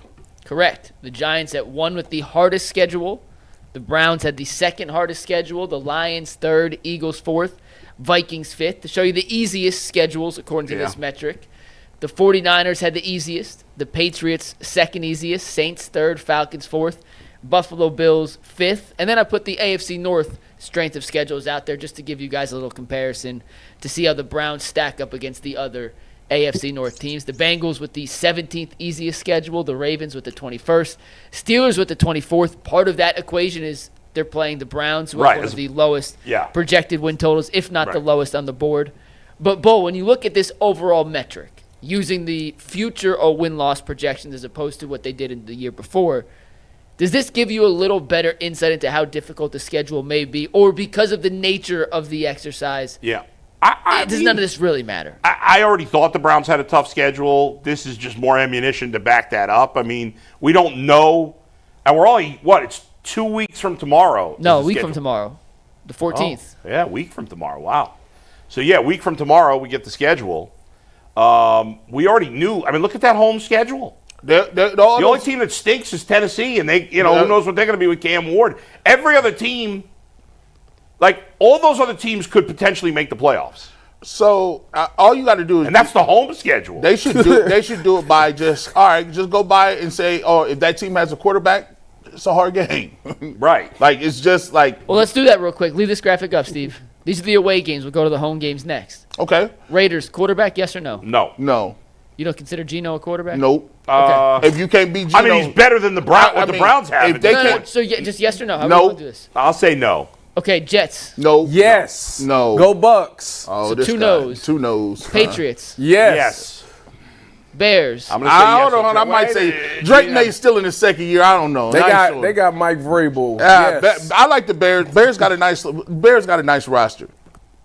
Well, we don't care about the roster. Talking about the quarterback. I'll say yes, but I'm on the fence a little No bit. for the Patriots and no for the Bears. That's fair. Y'all cap. So that means you're going only 3 yeses on this page because you have to say yes for Burrow and Lamar. Yeah, I got four yeses. I got the Lions, 5. Bengals, Ravens, and the Steelers. All the rest of them dudes. No, Steelers don't have anybody. I forgot the Steelers. Ain't got nobody yet. Yeah, they ain't got no. Yeah, no on them too until they get Aaron Rodgers. Now the home schedule. Here's the home schedule. Now Jordan this, Love. Every last one of them. Yes. Except for Tua. the Vikings. Yes. J.J. McCarthy. We don't know. No. I'll say no. He hasn't played. I got to Josh say no to Allen. Cam Ward also. Yes. He hasn't played. Purdy. Yes. We have the two from the AFC North. And Obviously, the right. Steelers are no, and Cam Ward is a question. So, yeah, that's a lot of good quarterbacks in the So gauntlet. you face in terms of good quarterbacks. That's another level. Like you know- right. You know what's You got to interesting? face Lamar twice. You got to face Burrow twice. And the Browns have played not last year, but the Browns have played well against Burrow. You got Josh but not Allen. last year. Josh you got Allen, Josh Allen. Purdy, Love. That's 7. I think Tua's pretty good. That's 8. If Tua's healthy. Tua. You know what's interesting is that remember 2 years ago when they had this number 1 defense, everybody was like, well, when they play good quarterbacks, they don't do well. Last year they played a slew of all good quarterbacks and it was terrible. Yeah. This year they played majority of their schedule. Right. But you got Mason Graham now. Who did the Browns get their 3 wins against last year? Jacksonville? Giant. No, they lost to They beat Baltimore. Did we lose to the Giants? And Pittsburgh. And Pittsburgh, right, yeah.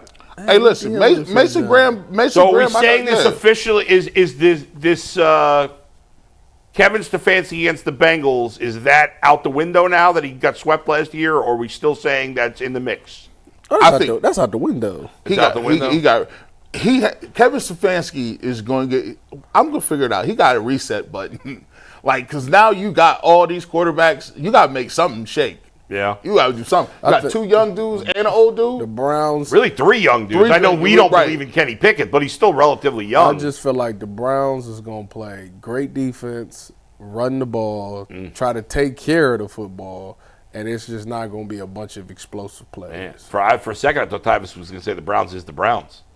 Who said that? That was who said Browns? The Browns is the Browns. Was that that could be anybody? Minka Fitzpatrick. Oh, that was Jamar Chase, wasn't it? Juju.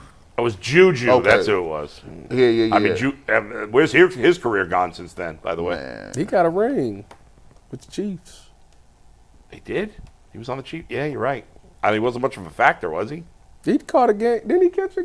No, that was Sky Moore. I don't think Juju did. I don't. Why I feel like he caught a touchdown in like 2 Super Bowls ago, 3 Super Bowls ago. You know what? I ain't even gonna be on tomorrow. For what? You know they talk jerseys. They talk jerseys tomorrow. Everybody gonna have that 12. All right, Mike. What do you got? Well, actually, I shouldn't say that because Earl's producing tomorrow. So if Earl doesn't want to talk jerseys tomorrow, then we won't talk jerseys tomorrow. Yeah. So I don't want to put something in the rundown that I can't fully deliver on. Everybody gonna have that 12 with their I wrist do up. know, however, we are having a live schedule release show next Wednesday night. Oh, we are. We're doing remote, but it'll be a nice little remote show to break down the schedule. Have we been told about that yet? Or we just finding I did out it. on this I did it by myself last year because G. Bush. I thought Steve had texted other people already. obligations. I don't think we knew. Did you know anything about this? I don't think I suggested it a few weeks ago. I wasn't invited. Steve, what happened? And you know what? It's one of the rare occasions that I actually have nothing going on that time. So, but I'll be able to tune in. That's messed up, man. What? All right. I didn't know nothing about that. Yeah, well, maybe Steve sent us an email. I don't know. Steve texted me, said, please don't forget to promote our schedule release show. And maybe he didn't text anyone about it. What day is that? Next Wednesday. I don't see any emails from Steve. Next Wednesday night. They come out at like 7 or 8 o'clock at night. 8 o'clock. You don't remember I had to do it last year because you had something else to, and I had to. It was me and Anthony. That's wild. It's not the Cavs. Well, we don't know if the Cavs. No Cavs game. Okay. Well, I do got to show. All right, Mike. Super chats. Yeah. Let's do them. All right. Super chats today are brought to us by Epicor. Okay. Every team knows the value of hard work, of taking pride in what you build, and practicing every detail to get the best results. But no one player, no matter how amazing, can do it all alone. Working together makes getting the win easier. At Epicor, the all-stars are the hardworking manufacturers and distributors who deliver the things we all need, from aerospace to electrical to medical devices, from small businesses with big dreams to growing enterprises with global visions. We'll equip you with the right tools to move forward, think ahead, and lead the way. As the clock ticks down, you need to make the most out of every hard-working minute. Easier doesn't cut corners. Easier finds the lane. Discover your success at easierwithepicor.com. Only 2 super chats. Here we go. First one comes from Sean Iyer. Dante Jones has more postseason points as a Cavalier than Dean Wade does his entire career. That's crazy. That's wild. Is that true? I don't think it's true, but it's crazy. Because I think Didn't he have one game in the he playoffs? had one game where he had a putback and a tip and an and one. And that was like 6 points. Yeah, that was like 5-6 points. Dean Wade gonna have to step up today, boy. Man, I'm done with him if he doesn't step up today. All right, last super chat comes from our guy Eddie Everhart, who says, I believe blaming the refs mean you didn't play hard enough to win the game. Don't go 23% from 3, and those no calls don't matter. Feel better, G. Bush. And play some defense. I felt like the Cavs only played defense. That run late in the third quarter, they picked it up on defense, and that was it. yeah, they got a lot of, like I said, it's a lot of dare me threes, like half-hearted contests. Oh, I got a hand up. No, that's not don't count, bro. There's You only need one person. Close that airspace, bro. There's only one person that's going to be on the court that gets dare me threes. His name is Isaac Okoro. Yeah, that's What, Dean Wade? They're D'ing up on his three-point shots? I mean, he's who you got more confident No, in they're hitting going the to three. bet. They're not guarding either. They're playing 3-on-5. Right, that's what I'm saying. That's I have wild. no faith. If I'm playing against the Cavs, I don't care about Dean Wade or Okoro. I don't think either of them could score. Oh, by the way, Ty Jerome better get 20 tonight, too. Yeah. Oh, and he did last game. Off He of did. 21 He did have attempts. 20. A lot of attempts, 20 but- shots. So in overtime, we're going to talk about the Justin Tucker situation. However, Yeah. in the last 5 minutes here, we were going to do this if Boogie didn't come in, but he did, so Yeah. we got to cut this. What do you guys think of the NBA giving out its regular season awards It's sporadically throughout the playoffs? They awarded Kenny with his Coach of the Year Like, who trophy gives a today, which is just stupid considering the situation the Cavs now are currently in. You think the first thing Kenny Atkinson, anywhere on his list of priorities right now, is I have to give a speech to the team about winning Coach of the Year, and we're down 0-1, and I got 3 of my 5 best I know, players. it's so dumb. It infuriates me. In baseball and football, they do it after the season. Why would you do it in the middle? Like they announced the executive of the year at noon on a Tuesday. Well, that's so stupid. I don't really care about any of these awards personally. It must be tricky. No, tallying up the vote. process of handing them out. By the way, did Ty Jerome? I keep seeing people from Cleveland saying Ty Jerome got snubbed. Did he get snubbed? Did the right person win Sixth Man of the Year? Because everybody here is biased. Mike, you know the answer. Give me the truth. I thought Jerome was the most impactful on a permanent basis. I wouldn't have voted for him first. But I wouldn't have voted for Peyton Pritchard either. I thought Malik Beasley should have been the guy who won it. All right. But everybody here made it seem like it was a no-brainer. But nobody's paying attention to the other 6 men. He was, on a permanent basis, he was the most impactful bench guy. All right. But he So played then why wouldn't you have voted for him if he was the most impactful bench player? Because Malik Beasley had the second most threes in the league and is the only three-point threat on Returner. Detroit. And he had a better shooting season than Klay Thompson ever had. Right. So you I tell think the me- 6th Man of the Year is an individual award. I don't think team success. That's what I necessarily- thought. I thought he was more critical to what Yeah. Detroit needed. But just, it's so stupid to me. Like, do you Yeah. remember the year when the Warriors beat the Mavericks in the first round of the Oh, playoffs? yeah. The 1-8 upset? Right. And they don't give out the MVP till the second round? Yeah. And they had to bring Dirk Nowitzki That had to be so embarrassing. out of the vacation realm Yeah. to accept his MVP trophy at a So series dumb. that his team was. I hate how they do it. I think it's stupid. Why not just – and then the other part is, too. Yeah. So Jokic had that incredible game last night. Yeah. The Thunder lost to the Nuggets. Jokic had 42 and 20. SGA had another great game. But now when we get to the MVP discussion, when they give out the award, everyone who has this discussion online is like, did you see what Jokic did last night? Last night doesn't matter for the regular season award. It just Right. give it out before the playoffs start. Right. Put a Why cut in before it. the play? Well, okay, but in baseball and football, they do it after the postseason, late, like a while after. I think I'd just rather get it done right after. It's a I regular get it. season Get it award. done. All right. Let's get it done at the end of the regular season. Finish Let's it not out. let the postseason. So do it the mess Monday with after their the mind. season. Do an awards. I'm with you. Yeah, At night. I'm all for it. I just hate how It's they hate how dumb. they do it. And it's the regular season ended 2.5 weeks ago. We still don't know the MVP. I know football does it that way too, but that's a whole dumb. event. and Every there's a sport week does off. that, Mike. Baseball does that too. You find out the MVP in November. Yeah, baseball usually does it at like 11:30 a.m. on a random Monday. No, Doesn't they tell don't. anyone What are you about talking about? It's it. like Baseball does a terrible job promoting itself. Wait a second. I agree with that, but baseball does a much better job than the NBA with their awards. They do a whole show on MLB Network every night. They do the MVP, Cy Young, Manager of the Year. They do it at night. They announce most of these on the TNT broadcasts. They just announced. You just told us the executive of the year now. That's why I said most. I didn't say all. I don't know why anybody would give a rat's most. ass about who the executive of the year Kenny is. Atkinson did an interview during the game yesterday at halftime. Yeah. It's kind of cool. You see, we got Zach Kent called selected. Guardians transaction. What do you got? Zach Kent has been selected from Columbus. And who's gone? As the 27th man. Nobody. Oh, 27th man because it's a doubleheader. I forgot. Yeah. Will we see him today? You think they win both games today, Bull?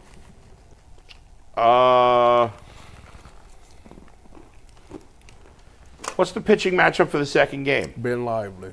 No, but who's pitching for them? Have they announced? I knew one of them wasn't announced yet. Hold on. The first game. It's Ortiz versus Irvin and Lively versus Lord. Brad Lord. What a name. Good name. I'll go split. I'll say the Nats win the opener and the Guardians win the second game. Who's this Irvin guy they're facing? He's pitched pretty well this year, although his last start he got roughed up by Philadelphia. But before, Jake Irvin. Yeah, before that he had been pitching very well for them. He's solid. I mean, he's not spectacular. He's solid. But their pen's not amazing like the Guardians is, but usually doubleheaders or splits. Yeah. So I'll go with a split. Cool. G, you see Steve's text? Yes, I did. He did talk to you. I do remember having seen that text. Yeah, so I guess I will be there. Sweet. I was seeing overtime. Speaking of being there, in about 3.5 minutes, right here on the Ultimate Cleveland Sports Show. Yeah. Oh, that's why I didn't get a text, because I wasn't invited to the show.